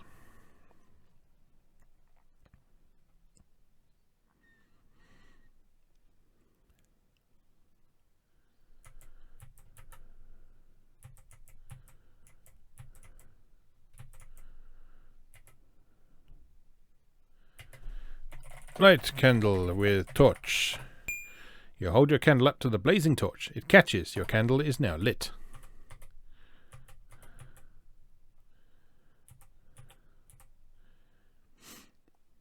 See, I don't know about you, but for the most part, with a few obvious exceptions that we've talked about already, for the most part, the puzzles in this make sense.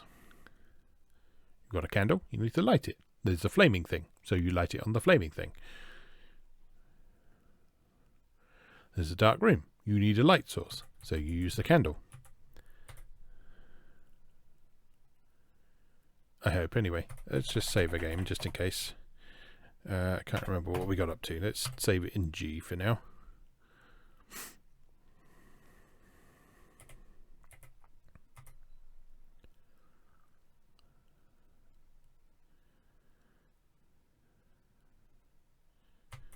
Yeah, here we go. See, brightest day now. And the stairs are angled nicely so that you can just push the diagonal down and right key and not have to maneuver carefully down. And that's considerate for once. Okay, So what's going on here? Narrow, slippery stairs descend into this empty room. Your nose detects a foul odour coming from a doorway to the west. A rat darts across the cold stone floor and into a crack in the wall.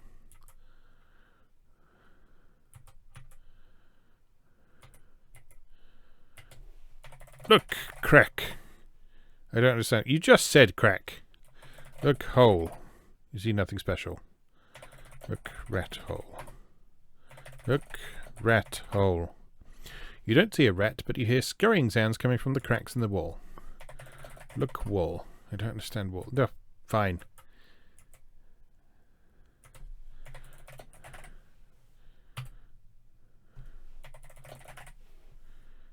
That rat just seems to... The rat darts nervously across the floor. Give ham to rat.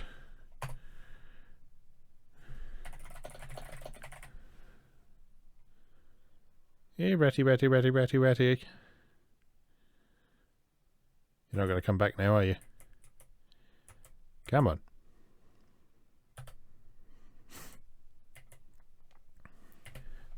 Put ham in the hole.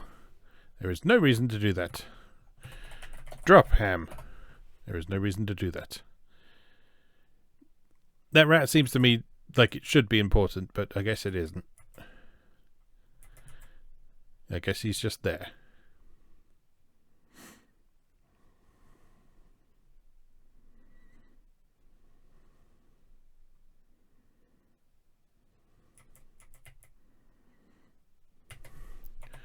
Look, coffin. The lid of the beautifully carved coffin is closed. There is a beautiful ornate coffin to one side of this dreadful room. Dust is everywhere, cobwebs fill the corners, and a sickly odour permeates the air. Open coffin. With trepidation, you lift the heavy lid of the beautifully carved coffin. Your heart beats wildly when you see a vampire lying asleep within it. It must be Count Dracula. Kill Dracula with stake. You place the pointed stake on Count Dracula's chest. Quickly, using the mallet, you pound the stake through his heart. Dracula disintegrates into a pile of dust. A small silver key is left behind in the coffin. You gain 7 points. Get key. You gain 2 points. 132 out of 185. Look, coffin. Trembling with fear, you peer into the ornate coffin. Finding it unoccupied, you see the interior is lined with shiny red satin. A red satin pillow lies at one end. Get pillow. You remove the shiny red pillow from the coffin. Lo and behold, a large gold key was under the pillow.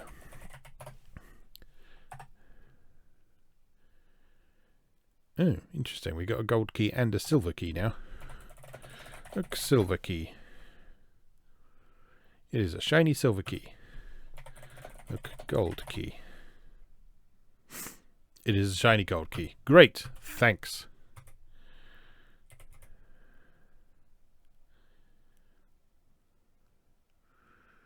Can't think of anything else we've seen that's locked, though.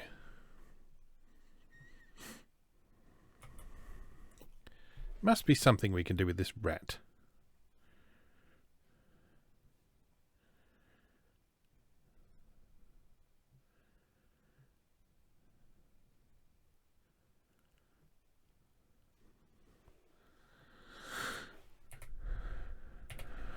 Look, hole. Look, in hole.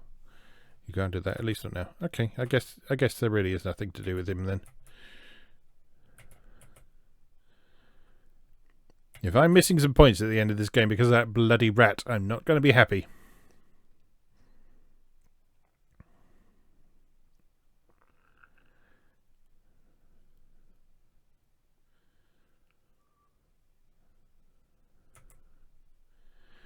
Hopefully our boatman is still there.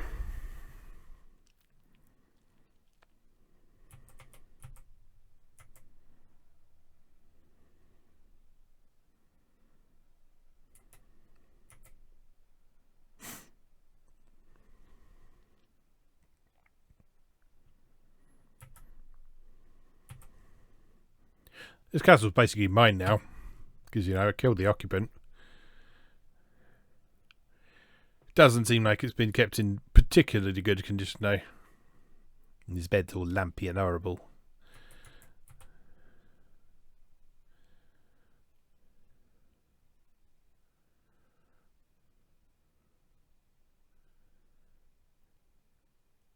Alright. Hopefully we are still immune to brambles. I'm going to save my game just in case. Excuse me.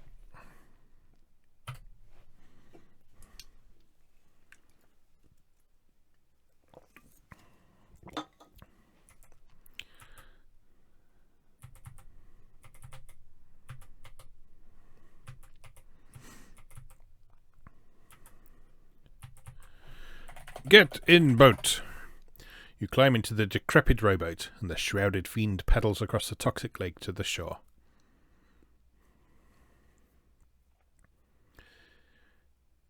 One thing I think is underappreciated about these early Sierra games is just quite how evocative the text is.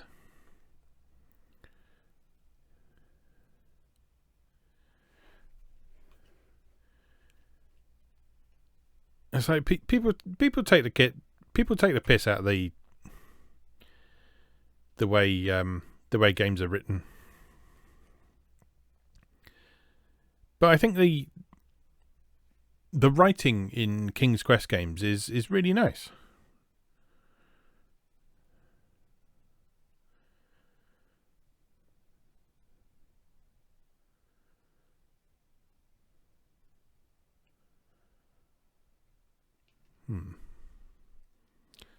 I'm concerned about that key we found.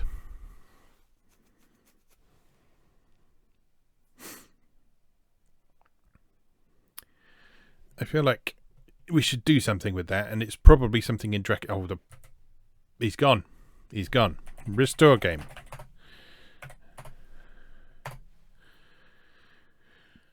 I can have another look around the tower just to see if there's anything we can use that key on. Because it was hidden, and I don't feel like it would hide something that was crucial to succeeding in the game.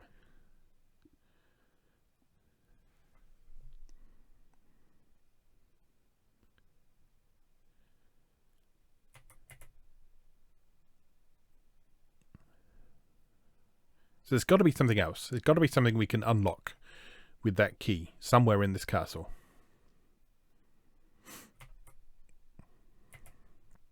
So let's have another look. Open door.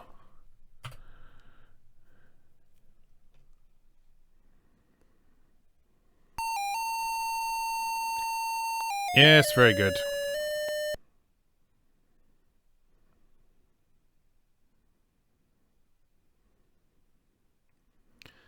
So I'm wondering if there's anything else hidden in his bedroom.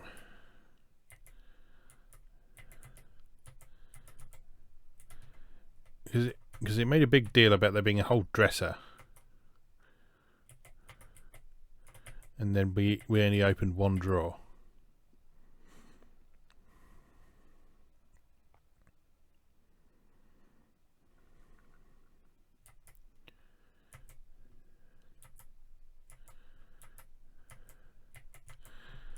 Alright. Look, dresser. The old dresser is scratched and nicked. You can tell it was once a fine piece of furniture. There are several drawers in the dresser. Open drawer. The drawer of the old dresser is empty. Open cupboard.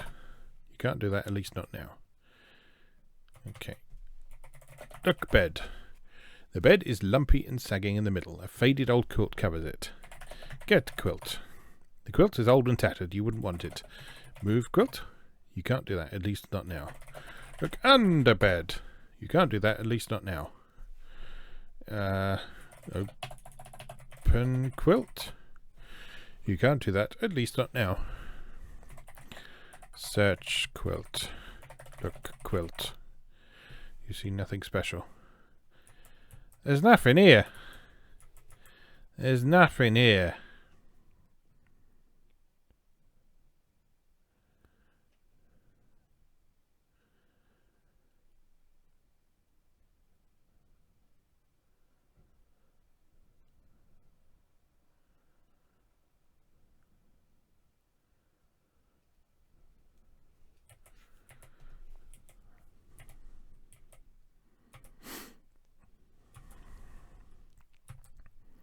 Maybe there is something with the mouse.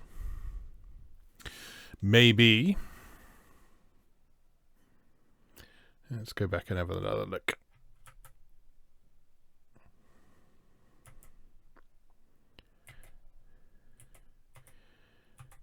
It's nice that Dracula's Castle has an accessibility ramp rather than a staircase.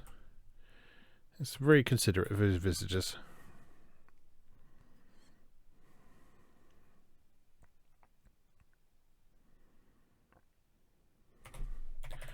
Look, this castle is really creepy. Cracks cover the walls, cobwebs fill the corners. A chilly draft runs through the halls.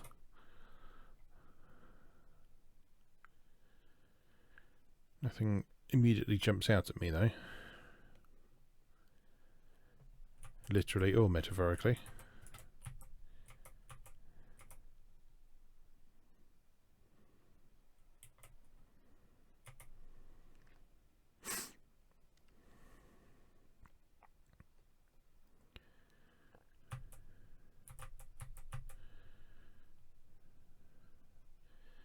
Down the scary stairs.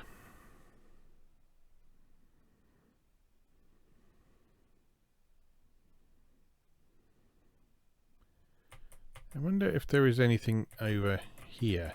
Because, like, there's an obvious sort of landing here. So is there anything in this direction? There is not. Or is there?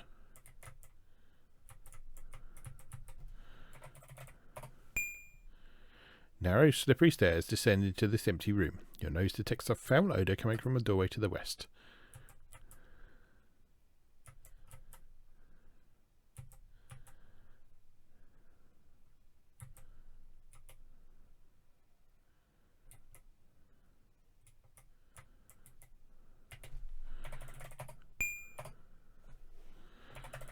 Look, chains. Look, wall. Look.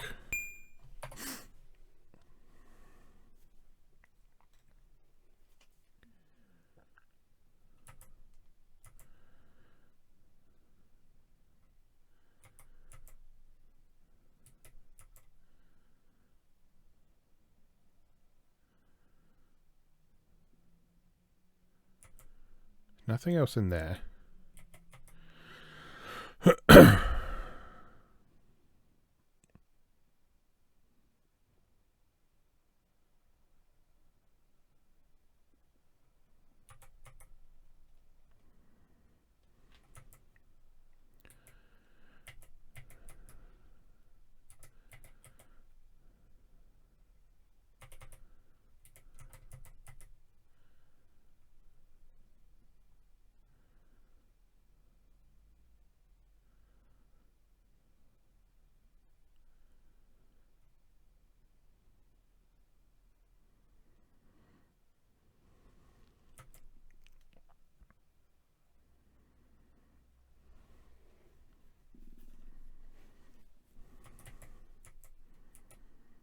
Oh, is that a doorway?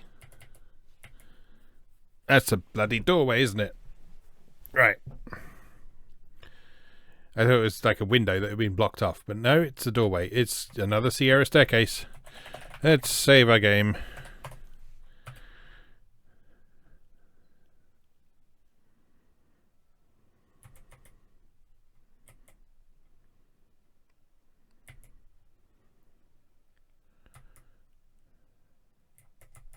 Oh no. You fall to your death on the hard stone floor. Jolly good.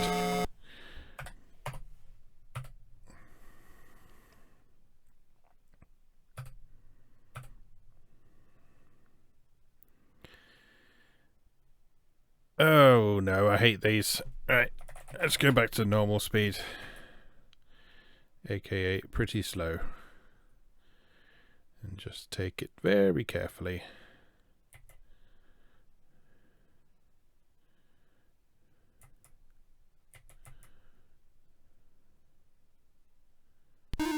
Nope.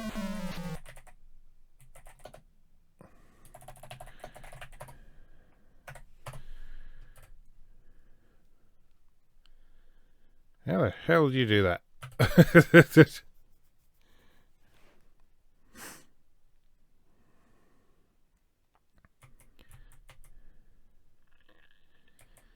Can you push up against the wall to prevent yourself from falling off, I wonder. That would seem to be optimal. Yes, you can. Right. Nope. That doesn't work.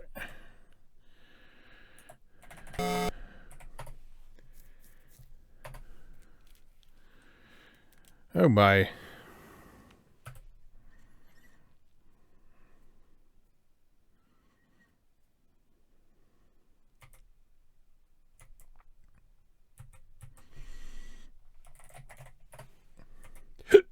Excuse me.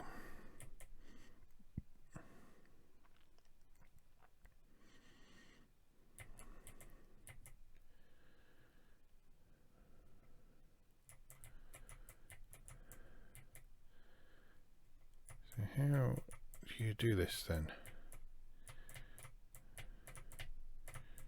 No, like that.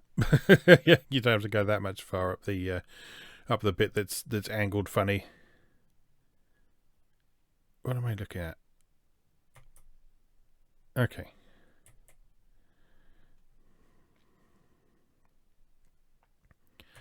I'm guessing this will be locked. Lock chest. The dusty old chest is closed. Open chest. Unlock chest. With hands trembling, you fit the little silver key into the lock. Slowly you turn it until you hear a click. The old chest is now unlocked. You gained 1 point. Open chest. With a creak and a groan, the old lid opens, dragging cobwebs with it. Looking into the interior of the musty chest, you see a dazzling diamond and sapphire tiara. Get tiara. You pick it up and carry it with you. You gained 7 points. Marvellous. Okay, that answers that.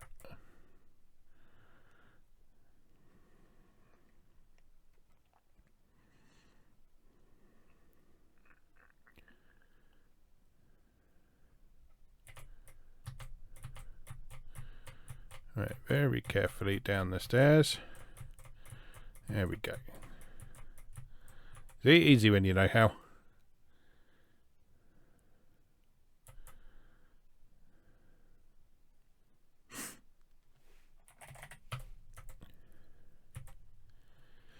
Right, now I think we're done here.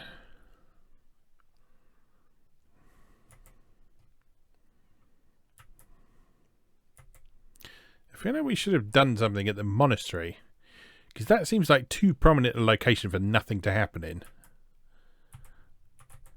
So before we go and unlock that last door, let's just pay the monastery a quick visit and see if there is anything else we can do there.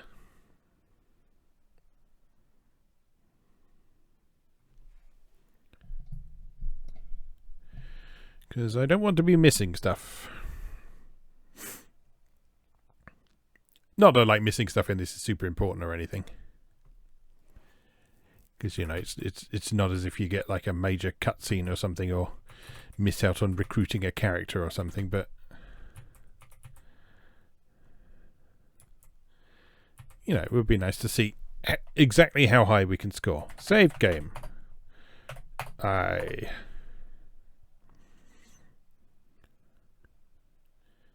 Get in boat.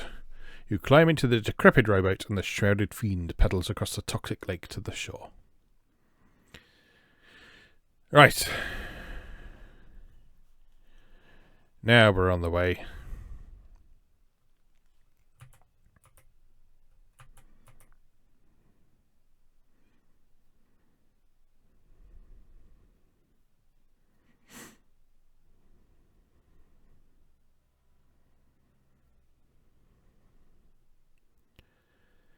Right.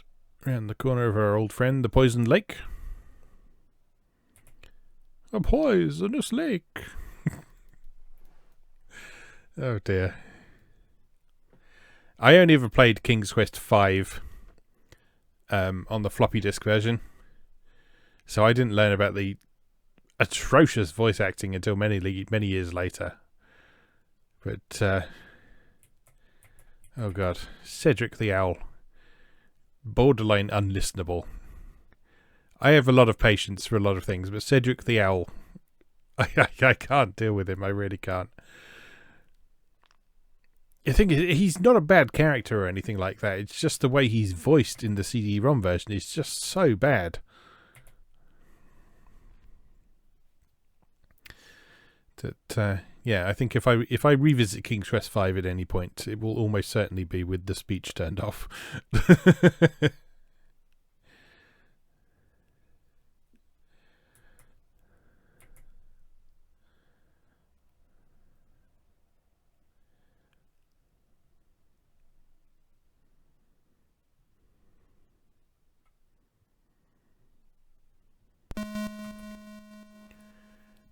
Right. So let's see if there's anything we can do in here.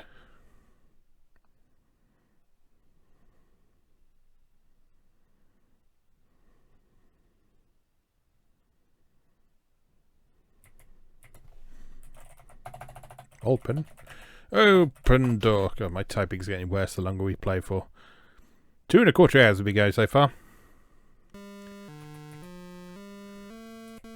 Only a couple of deaths though. Look! The chapel of the monastery is plain and unadorned. A monk in simple clothing is bent in prayer towards the cross on the altar. Look. Altar. There's a large wooden cross atop the oaken altar. Look. Cross. The wooden cross is plain and simple. An altar of polished oak supports it. Talk to monk. You speak to the praying monk, but he does not respond. He seems deep in worship. Can we pray with him? You kneel at the altar. Bowing your head, you pray. You gained 2 points. Okay, ping. The plump monk lifts his head from prayer and seems to notice you for the first time. He stands and asks your name. Graham. The kindly monk explains that he has heard of you on your quest. Here is my cross. It will protect you from evil, he says. He removes a chain with a silver cross from around his neck and gives it to you. The monk then resumes his prayers. You gained 2 points. You place the silver cross and chain around your neck and wear it as a necklace. You gained 2 points. Well, that would have been useful earlier, wouldn't it? Oh well, better late than never. Better late than never, and I'm sure there's still some dangers that we might encounter.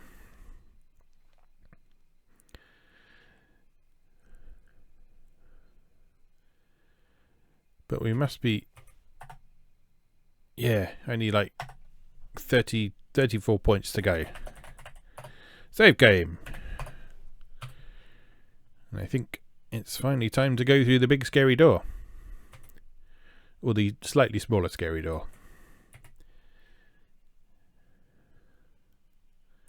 As it were.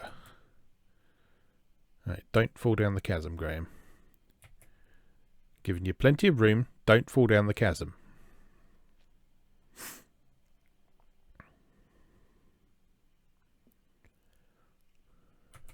There we go, right. Over the bridge we go.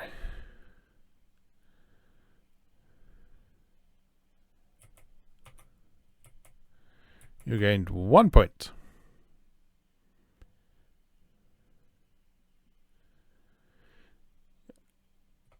I think if you try and go back now, you will die because the bridge will break.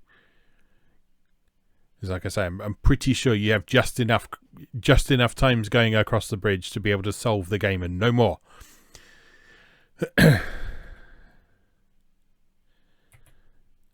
Right. Unlock door. The key to the third door fits easily into the keyhole. You turn the key and presto, the door opens. And again the key disappears, revealing a world unlike you've ever seen before. You gain 7 points.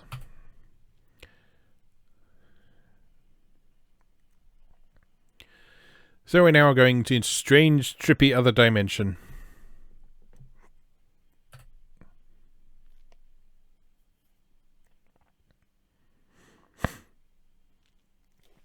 Here we are. Save game.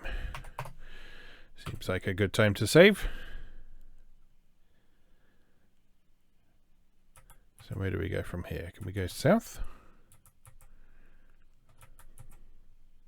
We can.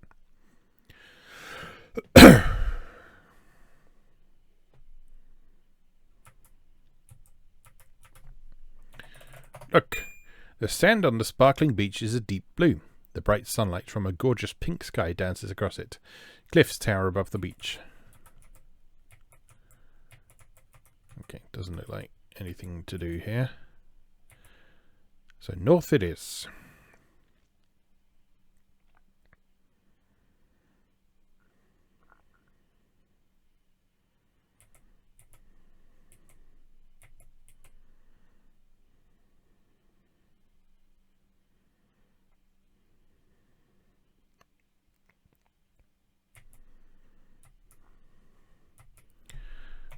Look, there's sand on the sparkling beach, blah blah blah. There's a fishing net in a pile on the beach. Get net. You reach down and retrieve the fishing net. You gained 1 point.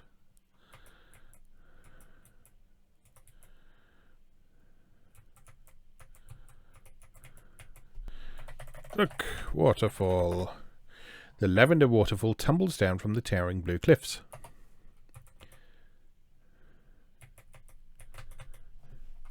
Catch fish. You cast the fishing net into the wild sea. Upon retrieving it, you see you've caught a large golden fish. It falls from the net and flops helplessly on the beach. You gained 2 points. Talk to fish. Gasping fish is unable to utter a sound. Throw fish in sea. Get fish. You grab the flopping fish. Its mouth is wide open and its gills are extended. With difficulty, you hold the fish as it twists and turns in your hands. Throw fish in sea. You throw the poor gasping fish back into the iridescent water. Gratefully, it calls to you. In return for saving my life, I wish to offer you a ride across this ocean. You've gained 3 points. So we catch him, and then we throw him back, and he considers we've saved his life. That's fine. I will just roll with that.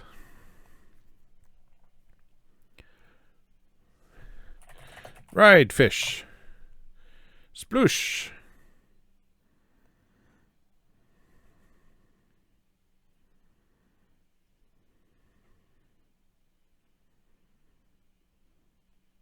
Let's be charitable and assume the golden fish was stuck on something.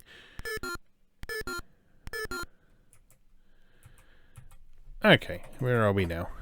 You can see that the island is really quite small. The foliage is remarkable though. Plants and flowers have overgrown it, some growing very large in contrast to the tiny island.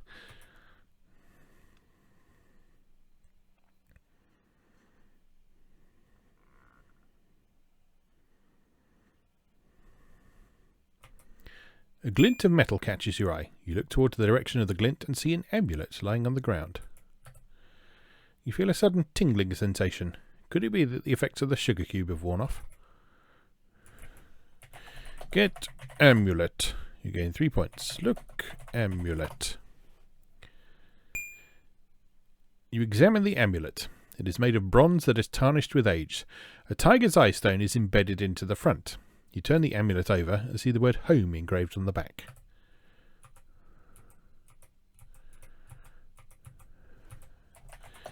Save game.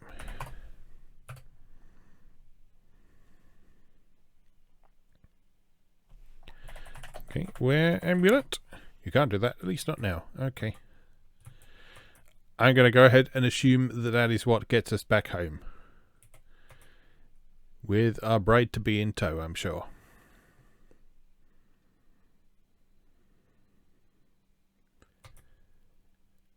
Except there's nothing here. Look. You can see the island is really quite small. Okay. Look. Beanstalk. I don't understand beanstalk. Do we have to go to the island in the background? I've just saved, haven't I? Alright. The water is too turbulent to swim in. You have just drowned. Good. Good.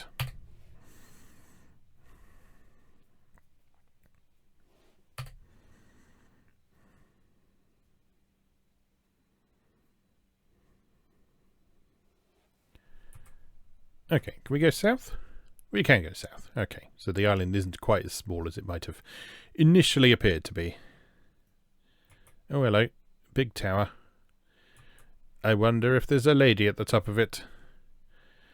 Let's just check the rest of the island first, just in case there's any other little treasures we might be able to find.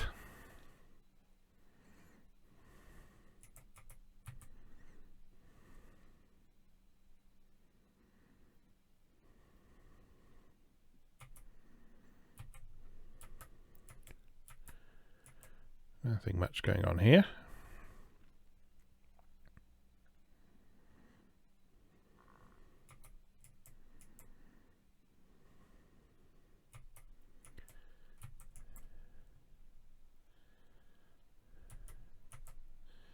That's not water, remember, because all the colours are all messed up around here. Deliberately, it's not a mistake. The colours are supposed to be funny around here. Because it's a strange, otherworldly sort of place. Alright, time to climb the tower, I guess. And find that girl in the tower. That's King's Quest 6, isn't it, I think? As I recall. Oh, back in the days when it was kind of a big deal for a game to have like a featured song. Save game. I know I've only just saved it, but it's a Sierra game. Open door. There's going to be a Sierra staircase in here, isn't there? That's going to be our last challenge. Yep, there it is. Alright, here we go.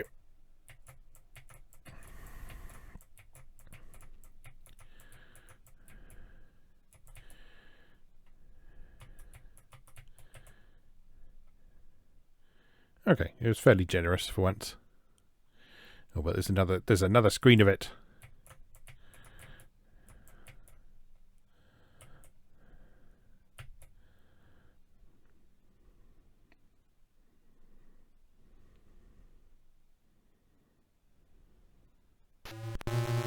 Be careful, there is a huge lion with dripping fangs at the top of the stairs. He has a hungry look in his eye.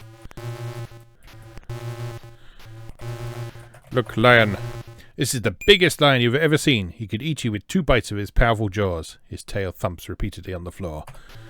Give ham to lion. Hungrily, the lion gobbles down the smoked ham and then falls fast asleep. You gained 4 points. See? Non-violent. Open door.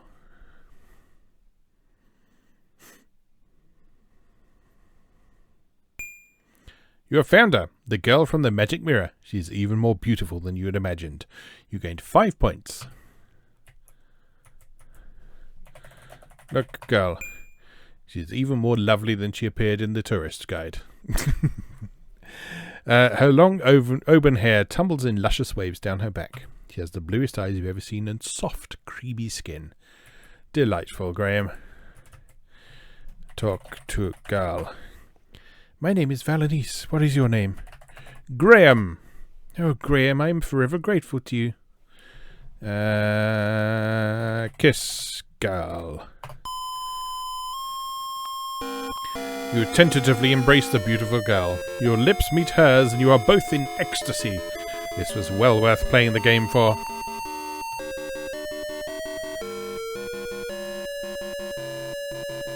How are we doing points-wise? 178 out of 175. Talk to girl. Is it no time for small talk? Home. You murmur the word home. A tingling sensation envelops your body. You black out for a second, and when you come to, you see you are somewhere else.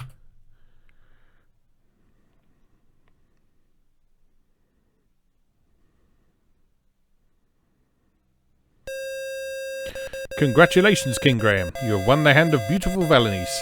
May you two live happily ever after. And you'll notice there's a bunch of bad guys in the audience. Including the wolf. Including the giant from the first game. The little dwarf and the enchanter. Dracula's there, even though we killed him. Hagatha. The monk declares you man and wife. That's nice. Everyone's happy for Graham, even though he killed some of them.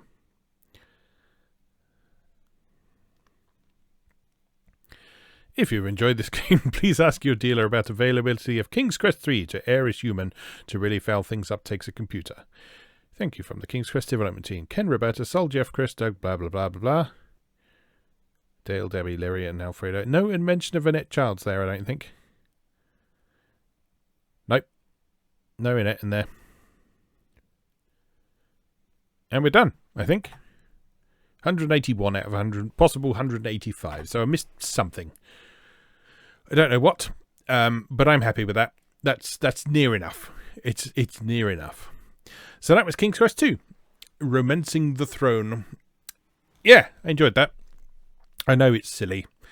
I know there's bits that don't make a lot of sense, and I know it's easy to take the piss out of. But you got to remember the context this came out in, like 1980. What did we say? 6. Other stuff going on at the time. Super Mario Brothers. Not that there's anything wrong with Super Mario Brothers, but this is obviously something very different to what was going on in the sort of action game, arcade game arena. It was ambitious. It was trying to tell a story. And it does sort of tell a story. It's not like a particularly coherent one or anything. But it's a start. It's a beginning for a genre that became known for its storytelling. And it all began here with the early King's Quest games. So yeah, I enjoyed that. Hope you did too. We've certainly spent long enough playing it, 2.5 hours. I think I need to take a break and go and have a drink and possibly a big relaxing poo. So I'm going to go and enjoy those things now, and you go and enjoy whatever you're doing. So it just remains for me to say, as always, thank you very much for watching, and I'll see you again next time.